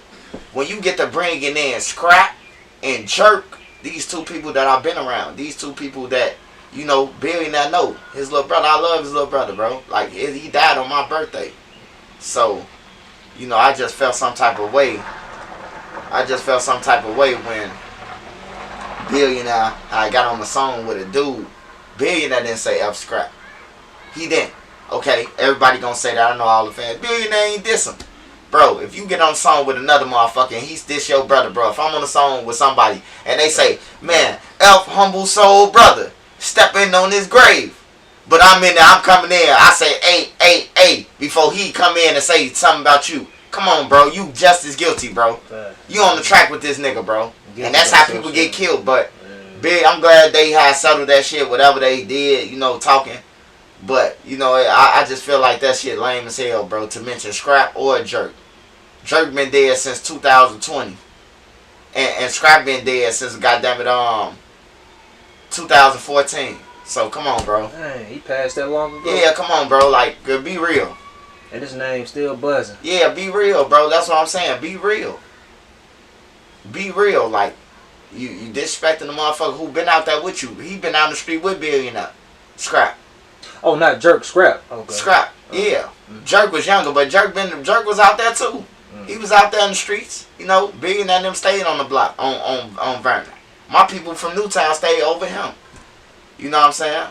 So, yeah, I respect Billionaire. I know his mother. Know his daddy. You know what I'm talking about. His family come from 43rd, the bungalows and all that shit. His people. So, I know them and I respect Billionaire, bro. It was just like, you know, when you get into it, people on the internet, you know, everybody try to hurt each other or everybody try to, you know, say some shit. But Billionaire, no, I'm far from a goofy, bro. Like, Billionaire, them, no, I done took them on safe play blocks that wasn't safe. Like, to go to a studio. We in a studio with number BDs. All BDs, bro. And they recorded this song. I got the song for proof. So if a nigga try to deny it, yeah, you got a song with a BD. You do. You know, like, for real. So, it don't bother me what they say, man. But I hope Billionaire do his thing. I just wish that, like, niggas stop. Like, if you from out of town, you know somebody gonna say they smoking your brother. You know they gonna do that, bro. But, you know, ain't no need to feed into it, bro. I'm all the way with my feet kicked up. I ain't gonna move from Chicago to Cali and then still be, oh, fuck y'all dead niggas, cause I know I got homies on that block that they gonna spin. I'm not there. I'm not getting them guns. I'm not doing none of that shit. But calling them talking about keep your head up when one of them die. It's irrelevant, bro. Like. So, straight, bro? Yeah, I'm straight. But you haven't spoken to him, anything like that?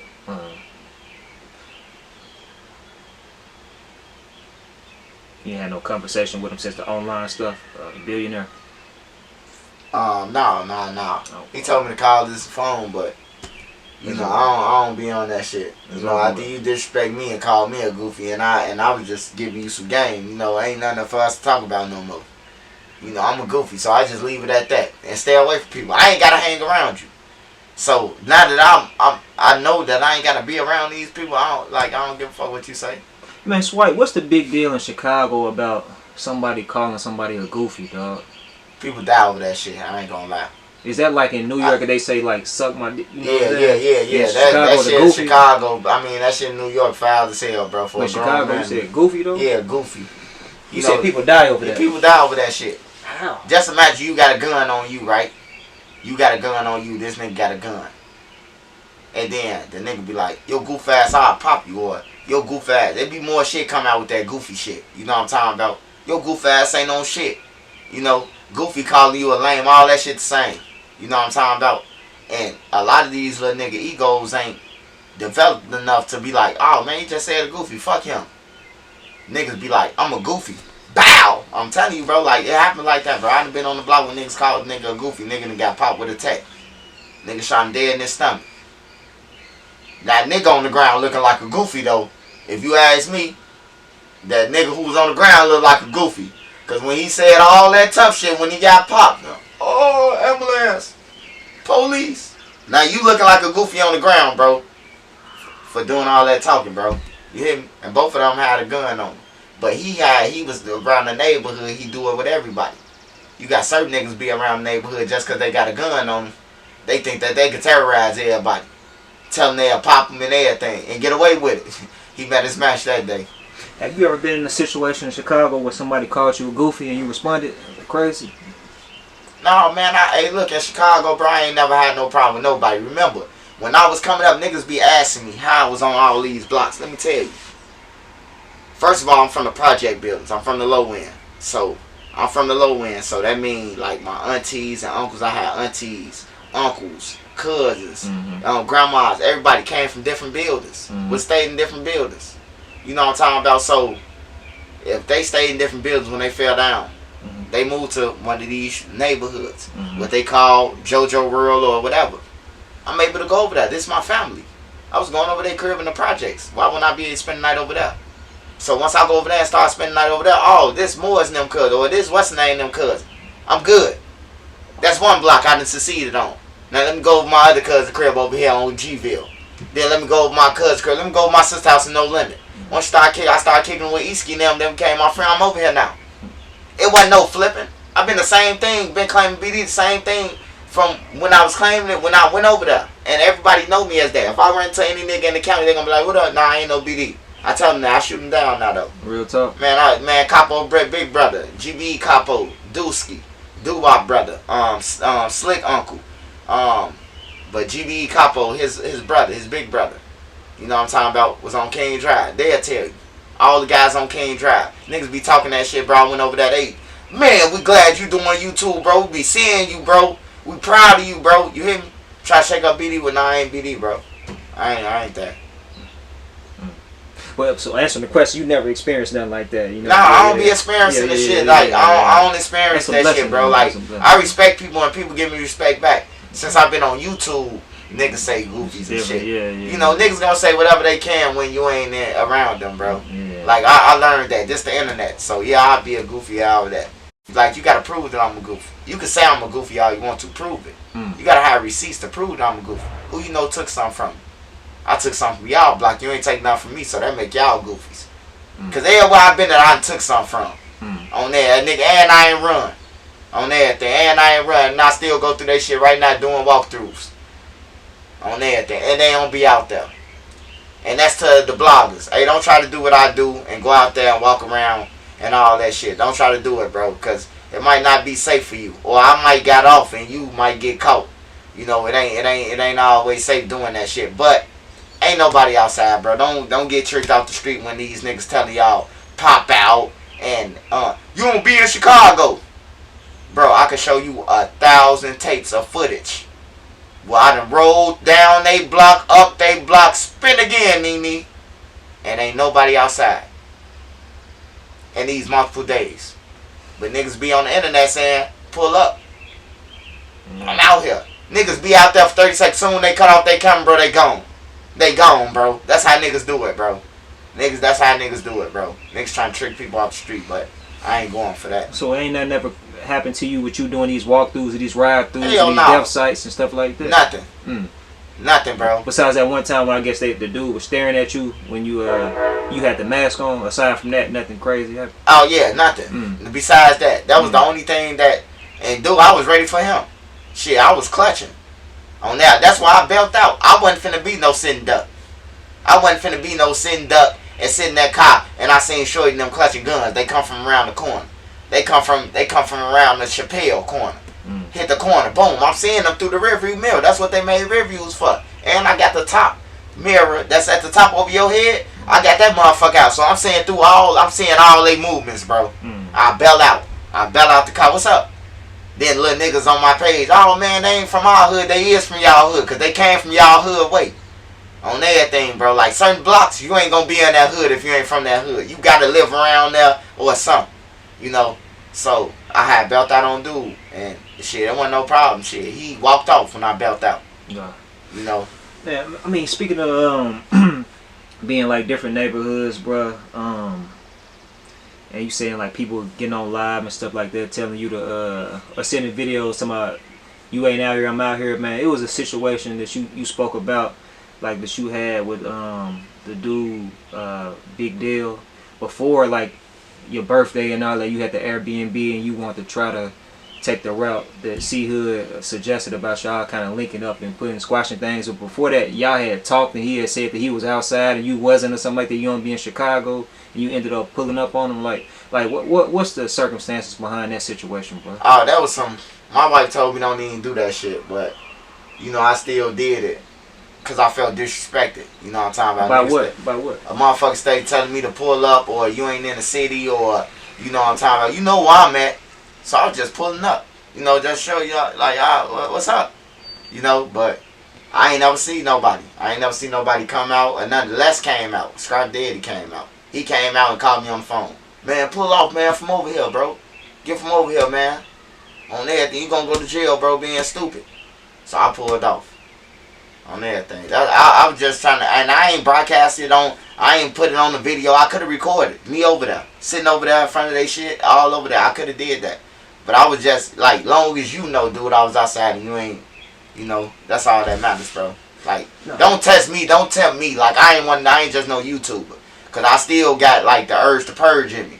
You know what I'm talking about? A lot of times, bro. I got dead siblings and dead sibling and all that shit. So, you know, I motherfucking, I be, like, certain days, bro, I don't be in the mood for taking no bullshit, bro. Like, I think about my brothers and them, I be in the mode, like, I ain't playing with nobody. When I go to Chicago, bro, like I said, bro, I got 2 guns on me, bro.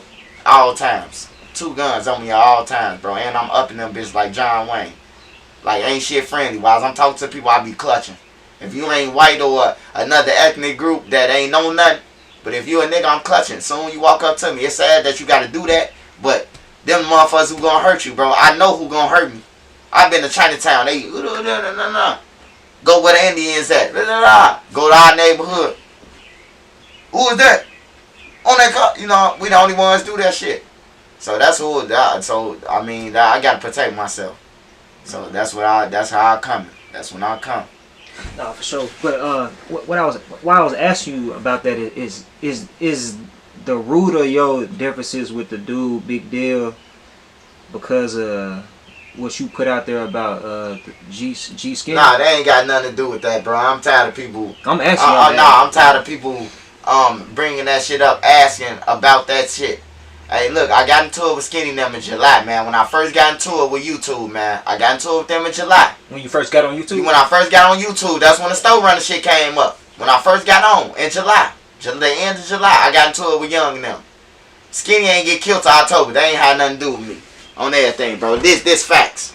Go and look up and see when Skinny and them got killed, bro. They got killed the end of October, bro.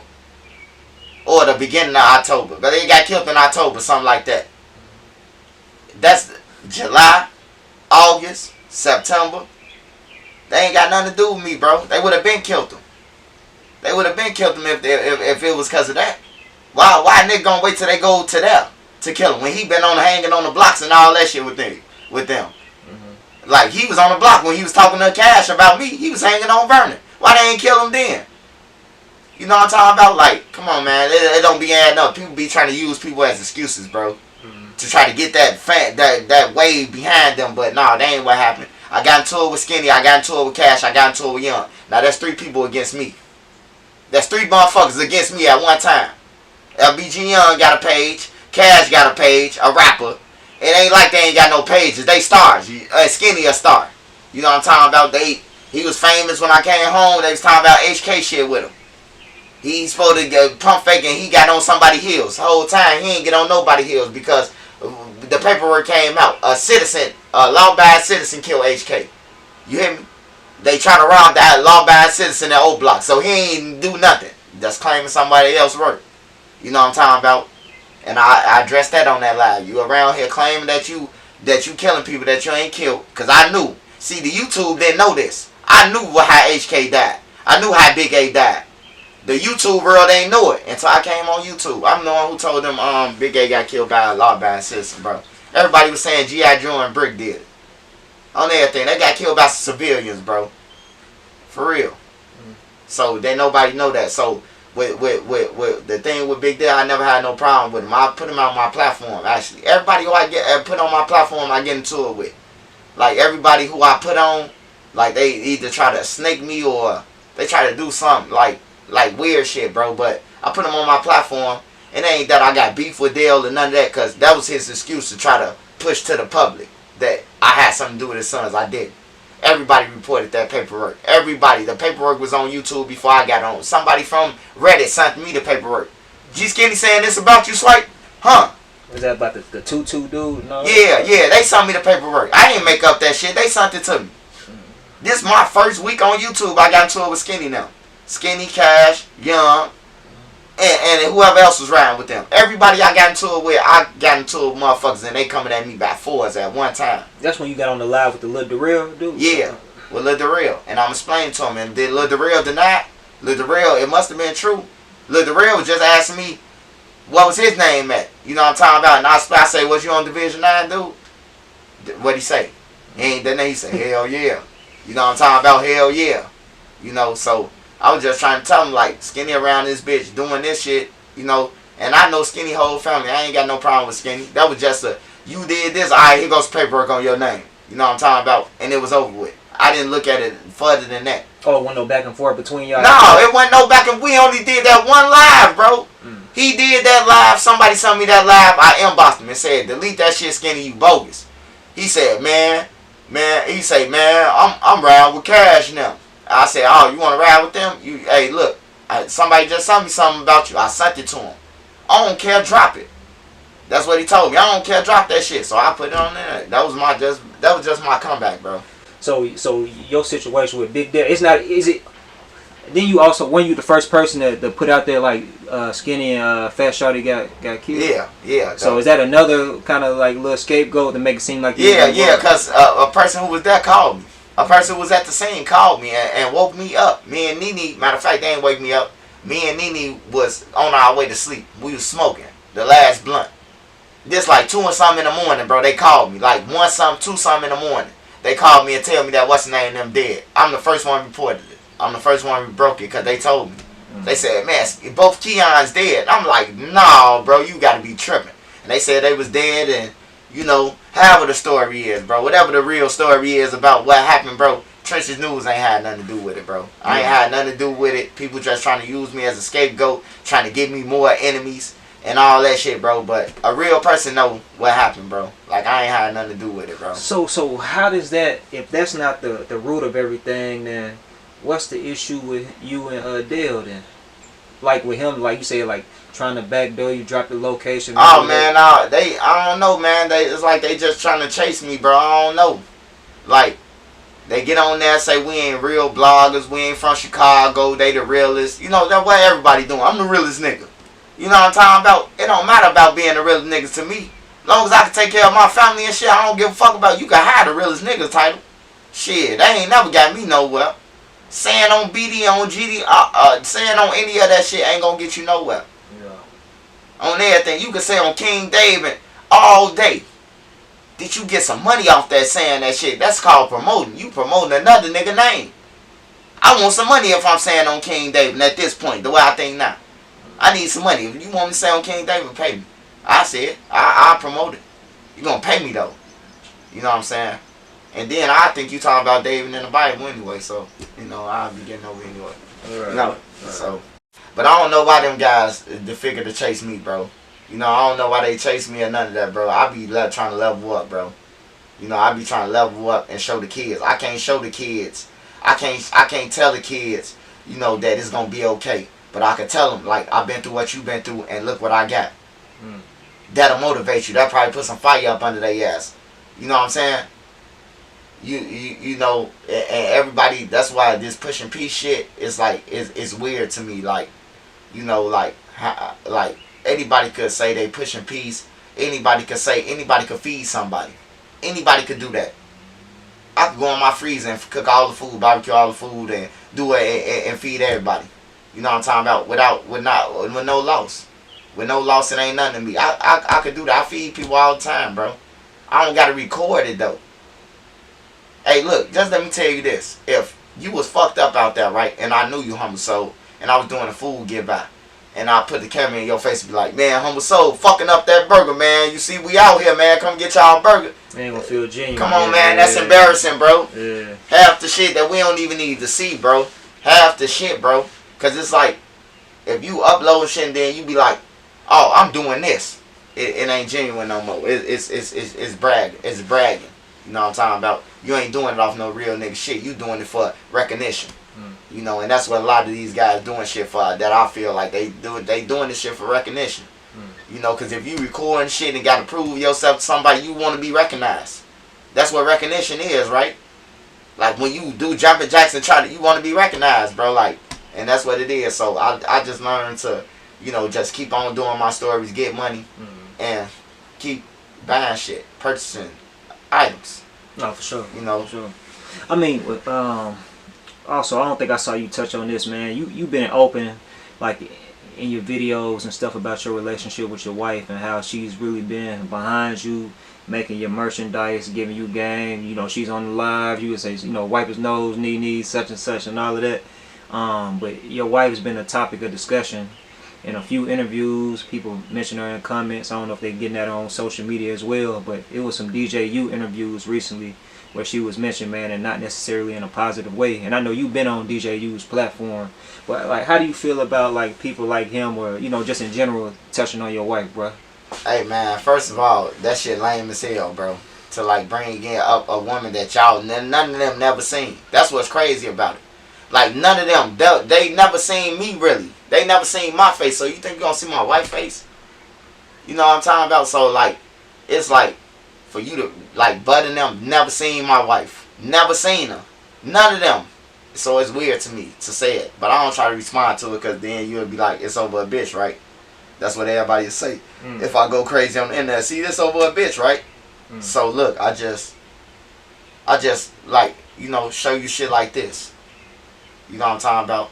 My wife, if it is have what you saying true, she the richest one that I know.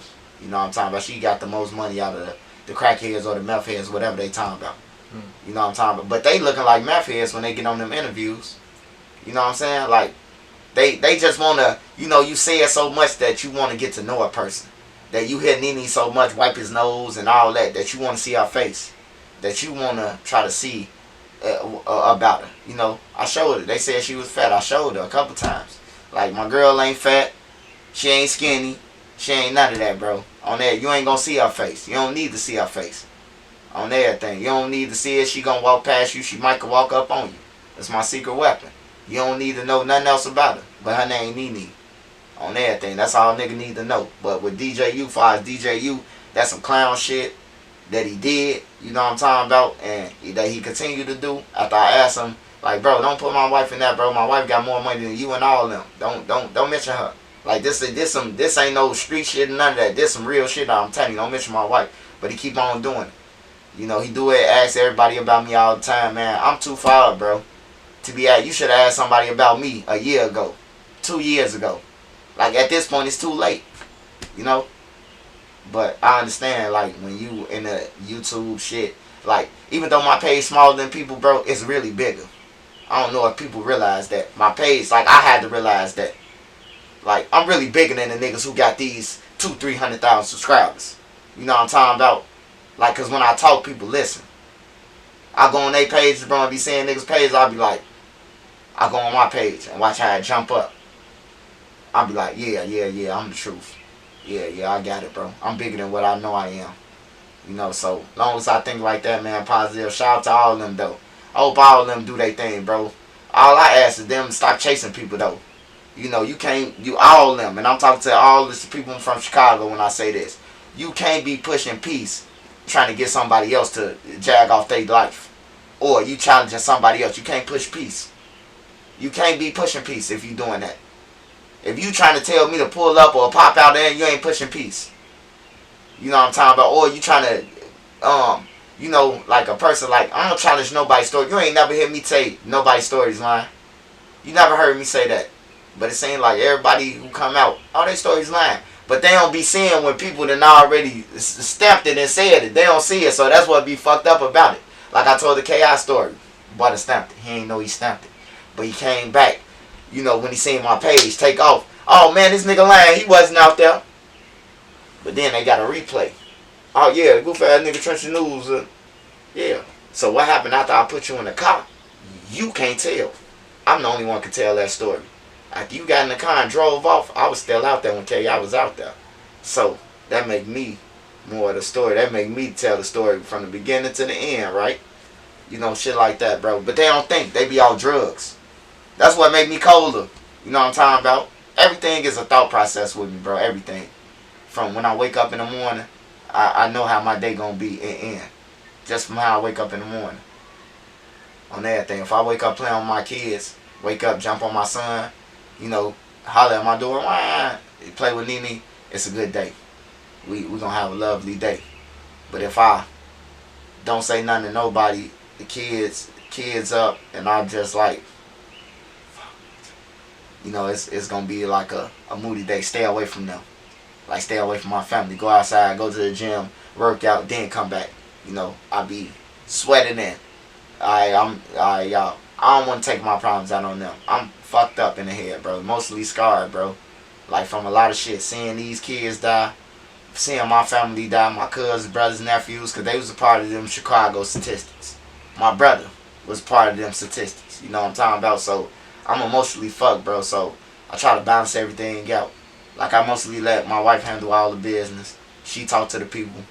You know, and then most of the people, I don't want to talk to them anyway. I don't feel comfortable.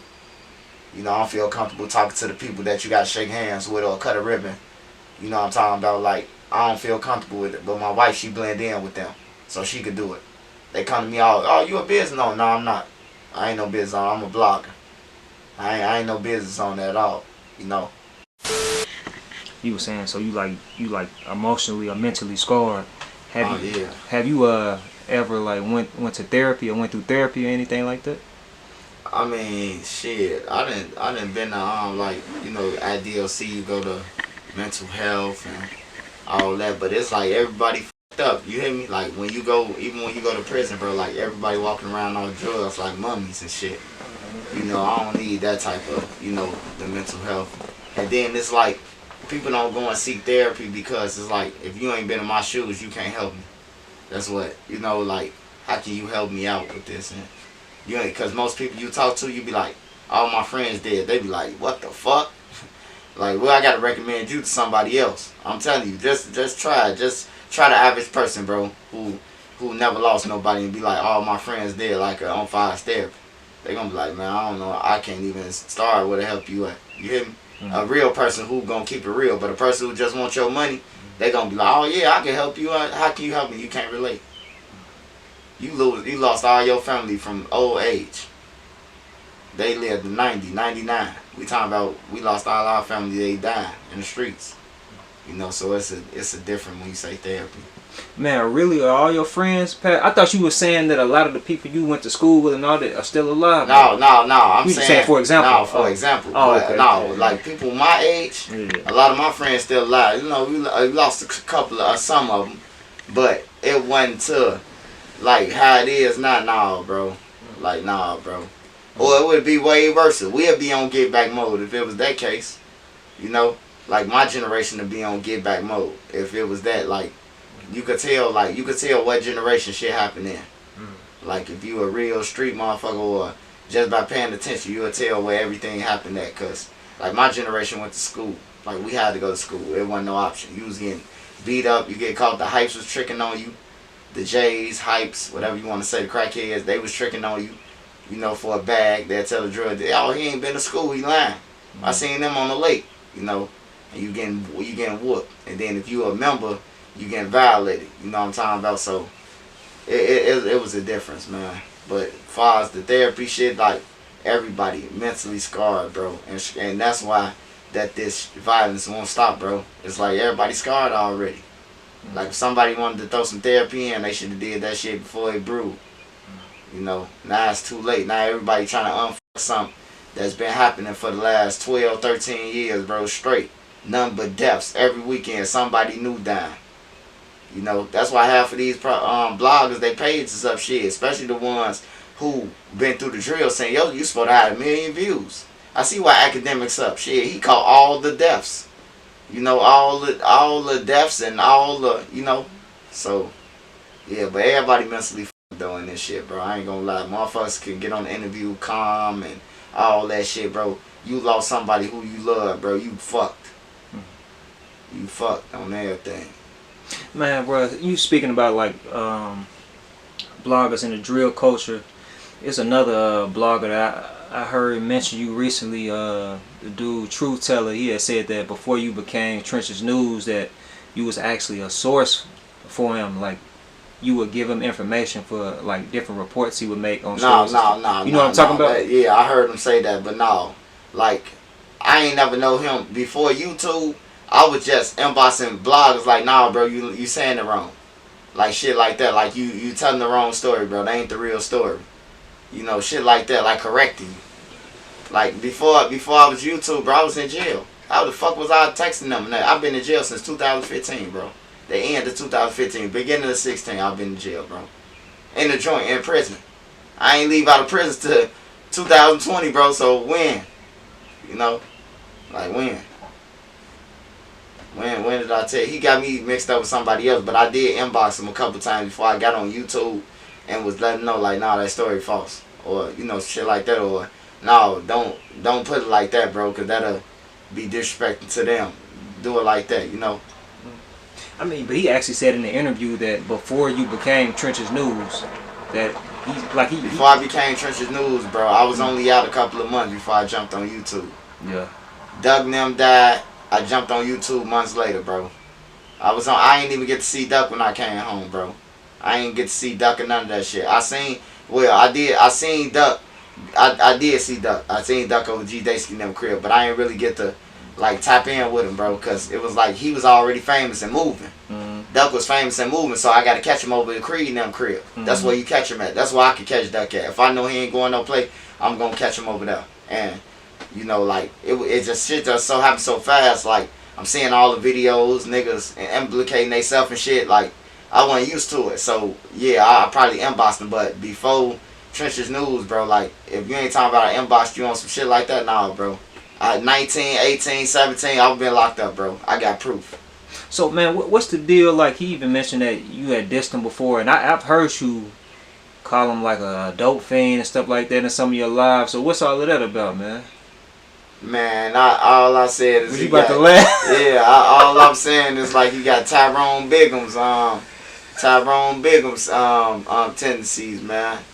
No, just the shit he be saying though, like, I don't want to be police or you know, save your money for your chips and juice, and you know, like I just be trolling, bro. Truth Teller, good dude actually, bro. Like, he be on the story. These niggas be mad, bro.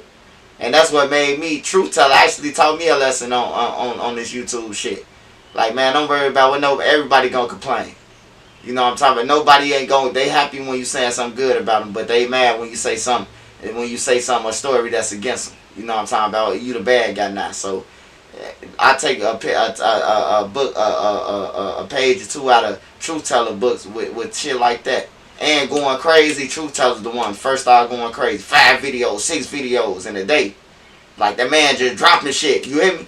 And I'm seeing that. I'm like, fuck that. I tried it, and then one video did 8. The other video did 12. The other video 16. The other video 20. I'm like, damn, this man. Like, you learn shit from everybody, man. Truth Teller, good dude, but nah, I before YouTube, Trends News was locked up, bro. I was out for a couple of months, bro. So if I inboxed you and said something like that, yeah, but no, I ain't know you like after 20. Like, I met him 21 when I get on YouTube.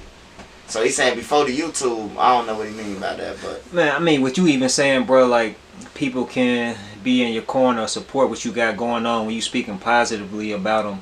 But if it's something like that makes them look bad, or they took a loss, or it's something negative that comes out and you report on it, it's a different type of response. Let me ask you this then, Swipe, man. So going back to the whole DJU thing, or people like that, when they have people on there that may support what you're saying, it's cool with you, but if it's somebody who's saying something negatively about you, you have an issue with it? No, don't lie.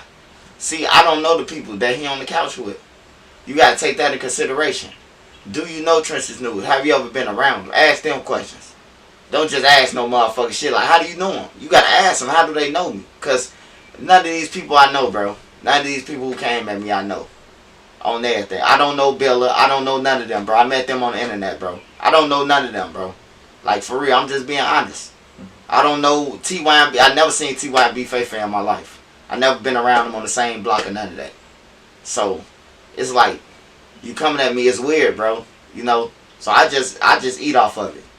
You wanna come at me and say something, I'm responding, I'm gonna get paid off of it. My video gonna be 300 or better for that one video. So I it's actually like a hand to hand. You tell a lie and I come clean it up, and then just by me talking for 2 minutes, I'm gonna get 300-400 off that video. So I don't mind, bro. As long as I get paid out of what I'm doing, I don't mind, you know, responding to you sometimes. But I ain't responding to nobody else though. Like, I ain't responding to nobody else, bro. Like, you can say what you want at this point, bro. Like, my advice to the people who, you know, chasing other people and worry about what other people's talking about on their platforms and got going on, bro. Go and get you some money, man. You can't be getting too much, man, if you investing in, you know what I'm talking about, like, what somebody else reporting about. Because I'm reporting about what I want them to report about. And that's what me and Big Dale had the issue at. You know, he got on YouTube and, you know, it was like he was trying to, you know, like, oh, you can't report, like, y'all reporting about this, man. Y'all sparking up vibes. Nah, we ain't sparking up shit. We ain't out there killing. We talk to the wrong person. That's all I be trying to say. Like, you talk to the wrong people. Like, I'm going to blog about what I want to blog about. But just imagine if we never blogged about none of this shit that was happening, right? It'd be way worse. When you blog about it, people are aware of it. Now they in a public eye, so they gonna try to either walk light, or you would think that they'll try to walk light, or I ain't doing shit. I'm gonna keep it low because they gonna report about it. No, they don't do that. Hey, look, how I get all my information, bro, is from the people from these blocks. When something happen over here, they hit me up. Hey, Swipe, you got the cash app going? I got a story. And that's how everybody do it. Everybody want to get paid in this shit, bro. I'm all the way out here. You know what I'm talking about? I'm all the way out here. Where we at? And people, you know, hit you up. You know what I'm talking about? Probably hit me up right now, telling me a story. People always hit me up. The gang members too. They want motherfucking money. The fuck? Man, bro, when you mentioned Dale again, Big Dale, how did it make you feel when he did the interview saying you was the reason his sons died, man? Oh, I don't like that. I ain't gonna lie to you. I don't like none of that shit. Don't put shit on me that I ain't do. You hear me? Like, don't put shit on me that I don't do. I don't claim shit I ain't do. I ain't trying to be like nobody else. Don't put that shit on me. And I think that it was foul for them doing that shit, for even doing it. And that's what kicked it off for me to drop the audio and all that shit. But when I dropped the audio, it was some 12 shit. You hear me? But they ain't taking consideration that was 12 shit, saying that I had something to do with it, or I was the one who, even whatever you saying. Like, if you a gang member, bro, you can't be saying none of that shit, bro. Like, if you still in the streets or got authority or whatever, you ain't supposed to be saying nobody had nothing to do with none of that, bro. Because if you saying it out in the public, bro, what is your motion? What is your motive for saying it out in the public? It's to get somebody attention, right? You know, or is it to down my page, try to get my fans to leave? Oh, you did something. But what they don't understand, that make people come to you. The more negative shit that you say about me, people gonna come and check me out now, and then they gonna flock to me. And then they look at everybody else as the hater. You know what I'm talking about? And people be mad at that when people be looking at them and say, you showing haters signs, man. So you showing haters? Yeah, cause I don't worry about nobody. I never started none with nobody. Go back to all my videos. I never started none of the beefs. I just finished them. You know why they say I started? Because when they started with me, I hit them hard. I go for the kill, bro. I don't go to keep going back and forth with people. You know what I'm talking about? So when I come back, I just find all my shit that I need to know about you, and then I just hit you with it. And then that'd be like, oh, he bullying. Nah, I ain't bullying, bro. I'm just older and wiser, bro. On everything. And I'm gonna protect my brand, and I'm gonna protect my, the way I feed my family. Do you think it was 12, or it was just disingenuous for him to leak the phone conversation y'all had? Oh no, I mean, if you a gang member, that's 12 shit, bro. Cause you didn't warn me that I was being recorded. That's just bottom line, bro. If I don't warn you that you recorded me, bro, what are you recording me for? I mean, do you agree with that? No, I feel you coming. Like if you called me humble, and then I recorded you, for me, in order for you to call somebody's phone and record, bro, you have to have that shit set up already. You got an app on your phone. Yeah. So you recording everybody who call that motherfucker, cause it ain't just no certain numbers that call. Yeah. It's anybody who call that motherfucker, cause that's the app. I put the app on my phone to see how the fuck did they do it. You know what I'm talking about? Just to check it out like that. And that's what they do, bro. I called my iPhone from another iPhone, called that number, bro, and they recorded everything I said. So now I understand how they did it, how he did it. You know, I just feel like that shit was bogus, bro. Like, you don't record nobody, bro. And then if you recording for YouTube purposes to expose somebody or their conversation, that's chasing it, bro. That's you doing the same shit we doing. That's how I feel. Like, you doing the same shit, you ain't no better than us. Kind of build the platform up. Yeah, everybody trying to. That's what everybody trying to do. But everybody trying to throw it off with something else. I know what I'm doing. Like, everybody do that shit, bro. Not just Dale, not just that. Dale just getting into the game. So, you know, he learned. He older, so he learning.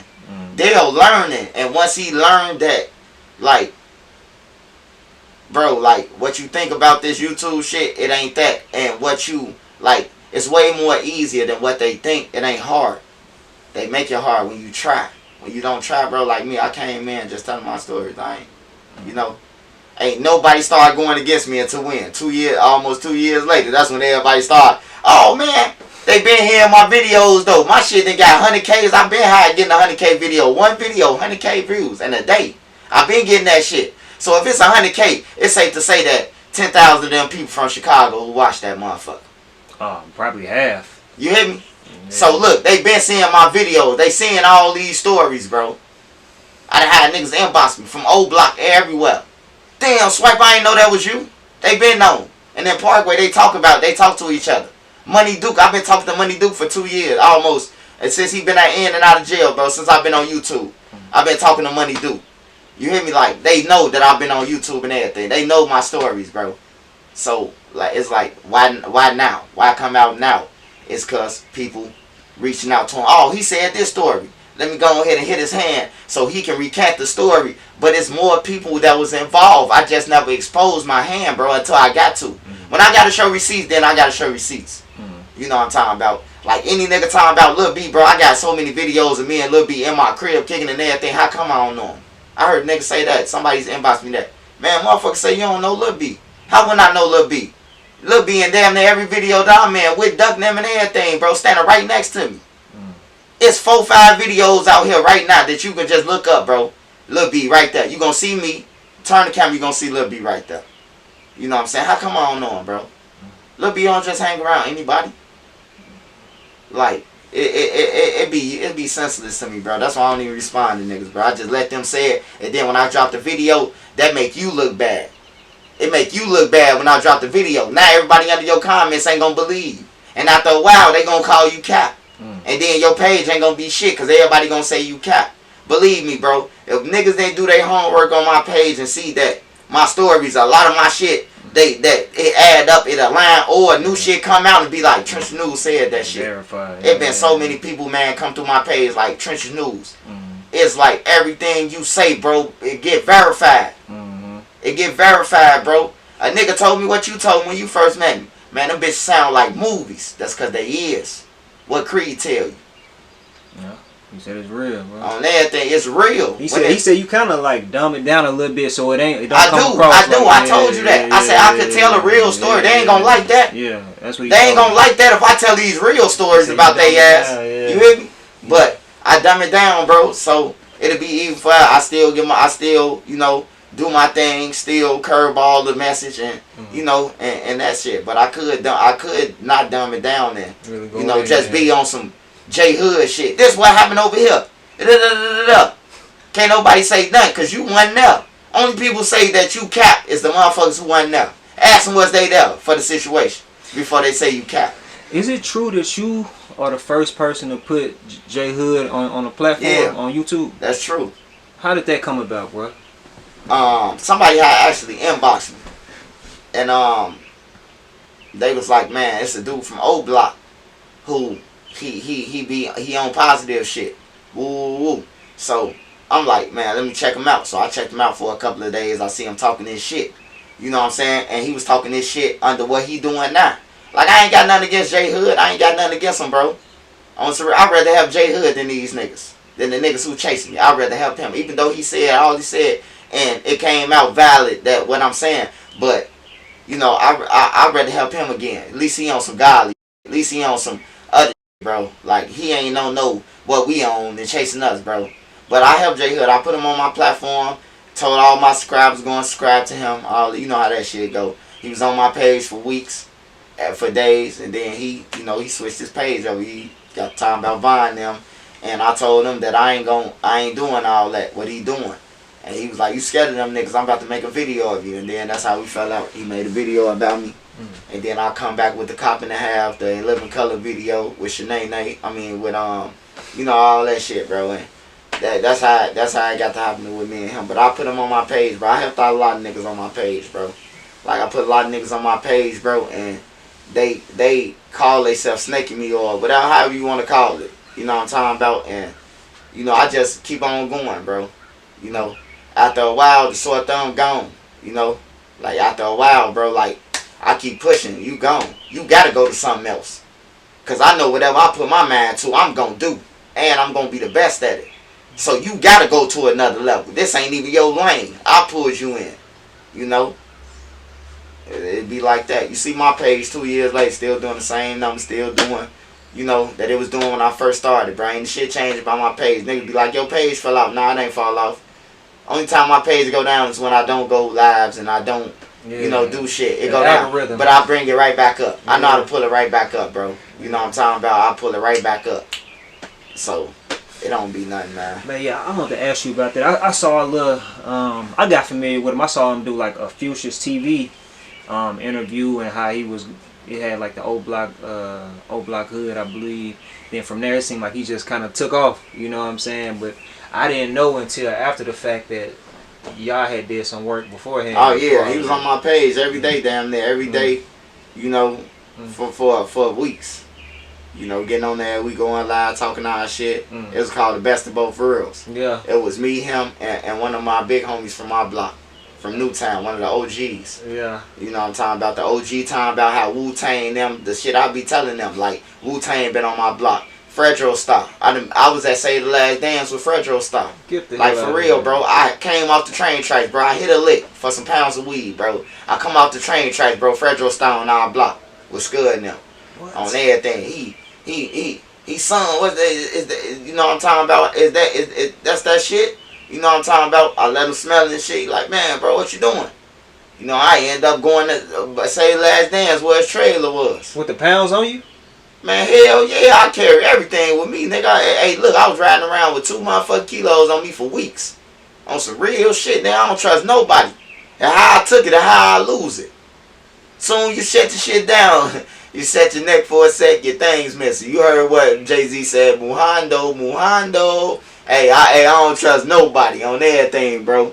You could set something down, tell the motherfucker hold your bag. You come back, they talking about, oh man, my uncle picked up the bag.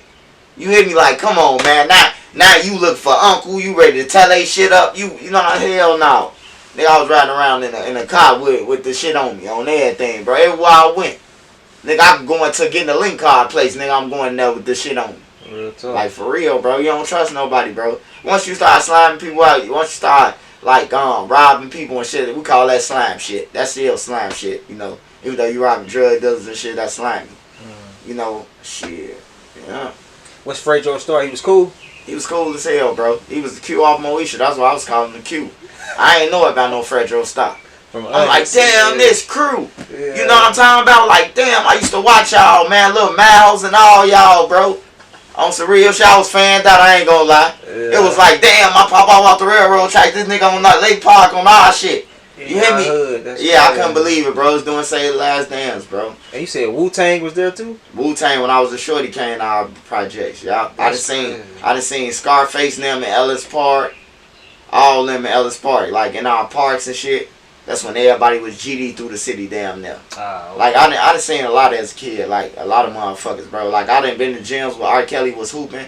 43rd and the beach. R. Kelly used to hoop up there all the time. And we used to walk up there. Shit, R. Kelly out there hooping. 43rd Lake Park, bro. At the beach, bro. Damn. On everything. You never see him at no high schools or nothing like that? Yeah, my little sister did. My little sister used to come home and say Kells was outside Kenwood every time. I'm like, hey, look, after a while, I'm like, the f*** is he doing there? You know, he got music teachers and all that shit that he went there. You know what I'm talking about? When she say, my friend ride off with him and shit like that, I'm like, nah, bro, he out. And then, you know, shit, yeah, you know. Like, them parents need to go to jail too, though, bro. Like, no bullshit, bro. Like, ain't just no R. Kelly. I know he the motherfucker who stuck his thing in them, bro. But the family need to go to jail, bro. Hey, look, when R. Kelly did that shit to the little girl, bro, they took their doors around them, bro. That's negligence. You hear me? Come on, man. Y'all getting these girls, bro. They came out with it, though, that the parents was seducing their kids. Like, sending their kids at R. Kelly, bro. It just came out, bro. That's crazy. That man got a 30 ball, bro. They dropping all the cases in all the other states. He got a 30 ball. That's crazy, man. Cause he got off on the first time around. He probably he ain't gonna do that whole 30 ball. He got a sex case, man. They got sex offender programs and shit. Hey, sex offenders get the best of both worlds in jail, bro. They get the lowest clearance, so they get to cut grass outside, all that shit. That's why people be cool with the sex offenders. I thought there ain't nobody cool with sex offenders and rapists in jail. Man, that's lying, what they say, bro. on the outside. Hey, niggas be lying, bro. I went to every jail joint I been with. Niggas gambling with the sex offenders and everything, bro. Like, for real, niggas got 3 to life. Niggas still kicking it with them, bro. I'm telling you, bro. Like, niggas kicking with sex offenders up and up. Man, bro, just speaking about being locked up, is it true that you knew or you were locked up, I guess, when you were younger with Yummy Sandifer? Oh, no. I was in a group home with Yummy. We was in Maryville. Yeah, Maryville Academy, bro. Bro, you was in a group home with Yummy Sandifer? Yeah, Yummy was older than me. Yeah, we was in group home. Me, him, my brother in the group home at the same time, bro. We was in Lawrence Hall and we was in Columbus, Maryville, bro. Yummy ran away. I broke both of my legs trying to run away. Not with him, but Yummy was in the same group home I was in. I was in there, bro. I got homies that's on YouTube that got YouTube page that'll tell y'all, bro. We was in Maryville, bro. Lil Yummy. Was he bad then, like in the group, or do you remember? You said he ran away. No, he went. No, Yummy wasn't bad. Like he was like we ain't see no killing in him. We was kids, bro. He was that young. Yeah, okay. He was young, bro. When we was in the group home, Yummy was like 11 years old, bro. Like 10, 11. How old was he when he got? He got caught. Yummy was what? 14. Oh, I didn't know he was. Yeah, Yummy was 14 when he got killed. Yummy was 14, and he got killed in '94. Yeah, we was in the group homes, bro. We was in Maryville together, bro. Yummy probably was older than that. He probably was older than that, but I remember that he was in Maryville with us, bro. On everything. He was in Maryville Academy with us, bro. I was in Lawrence Hall, Montrose, the one on Montrose, the one in Lawrence Hall. I was in a big Maryville Ulick. I was in all that shit, bro, in the group home, bro. But I was running away too. That's how we was getting back to our OGs on everything, bro.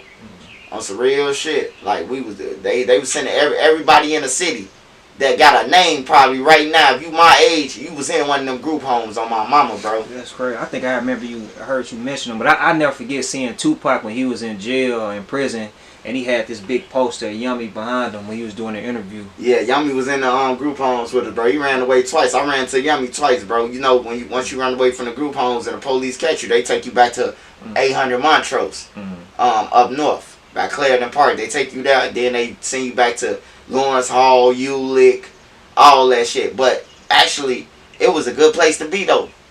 Like, boy, I'm talking about when I was there, boy, we met with the Cubs, White Sox games, Bears games, NASCAR, man, everything, bro. You go in there and you go and chill with the players, bro. Like, them people had some real, like, but Yummy ran away though. I ran away and broke both my feet though. Last time I was there, I broke both my legs, bro. You jumped out the window? Jumped down the stairs. I jumped down a whole flight of stairs and landed on the bottom. Damn. On everything. I jumped down like 30 steps, bro. Like the staff was trying to catch me. So before the staff catch me, I just leaped. Damn. Bro, you done been through some stuff. Yeah, bro. I done been through some shit, bro. What do you think about what they did to him, man? Like how he ended up? That was some coward shit, bro. That was some coward shit. And the niggas end up going to jail. Yeah. So they lost their life. I just feel like that's why I don't like gangs too. When you look at that situation, not only Yummy was tricked off the street, but two brothers who had the potential to be anything they wanted to be. They shit got cut off because they listened to follow some orders from some grown ass niggas who told them to go and kill Yummy. So not only is Yummy dead, these two, you know, and well they out. The Hardaway brothers, one of them out, one of them still got like a couple more years left. But you down there 40, so you 45, 50 down there, you know, now you through. You through. You got to get a job ASAP. You ain't get no money in that jail. You ain't come home with no bread. You hear me?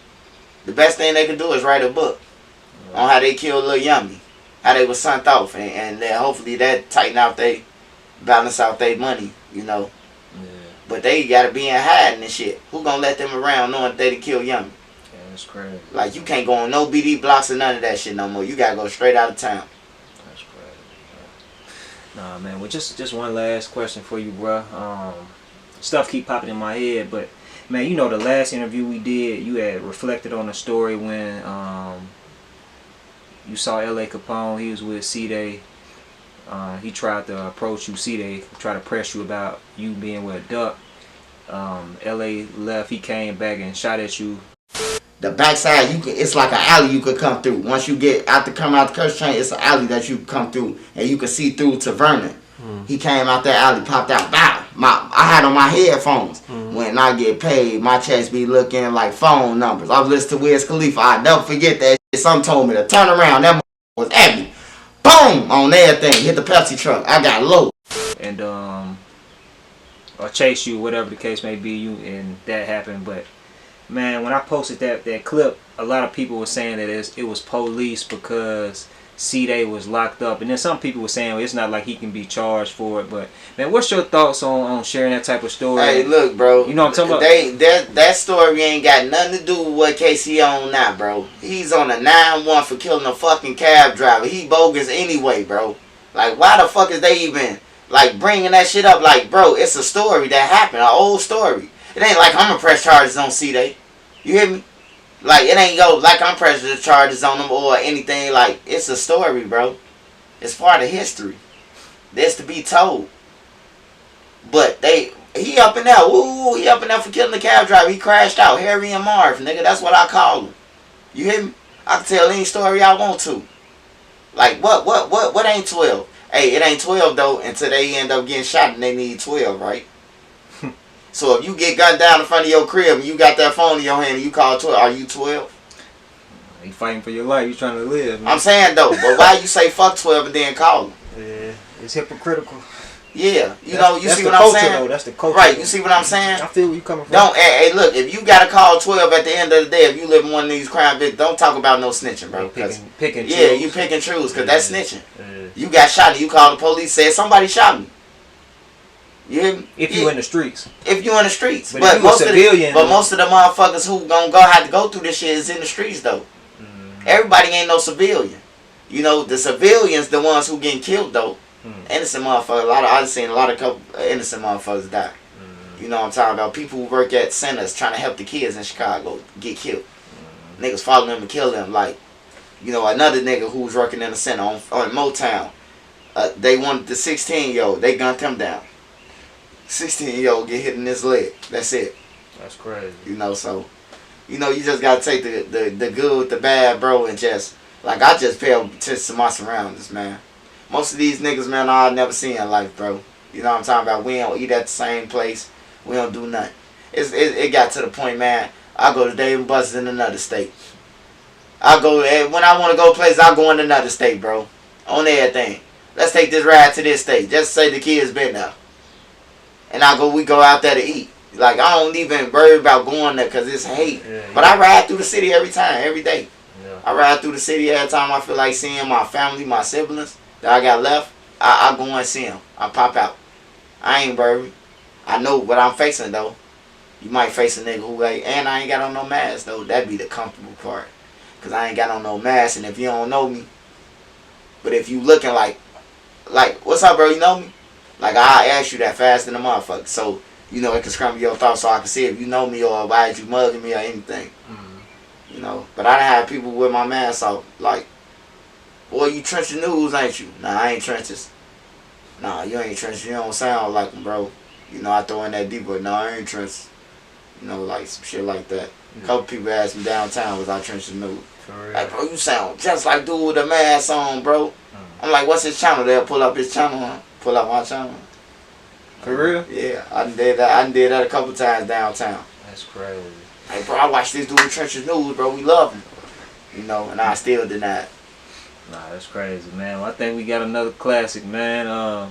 Anything you want to let the viewers know, man, before we sign off? You know, be on the lookout for, you know, if they want to get in contact with you, whatever. I mean, any words of wisdom? Oh, yeah, man. To the kids, man. Hey, to the kids, man, anybody could get this shit, man. You see this shit? This ain't nothing, bro. This material shit. But anybody could get it, bro. Like, all you gotta do is work for it, bro. Save your money, work for it, you can get it, bro. That's all I did. I ain't do nothing special, didn't sign no different papers than what y'all doing. That's all I did was get my money and saved it. And when I found something about it, I brought it.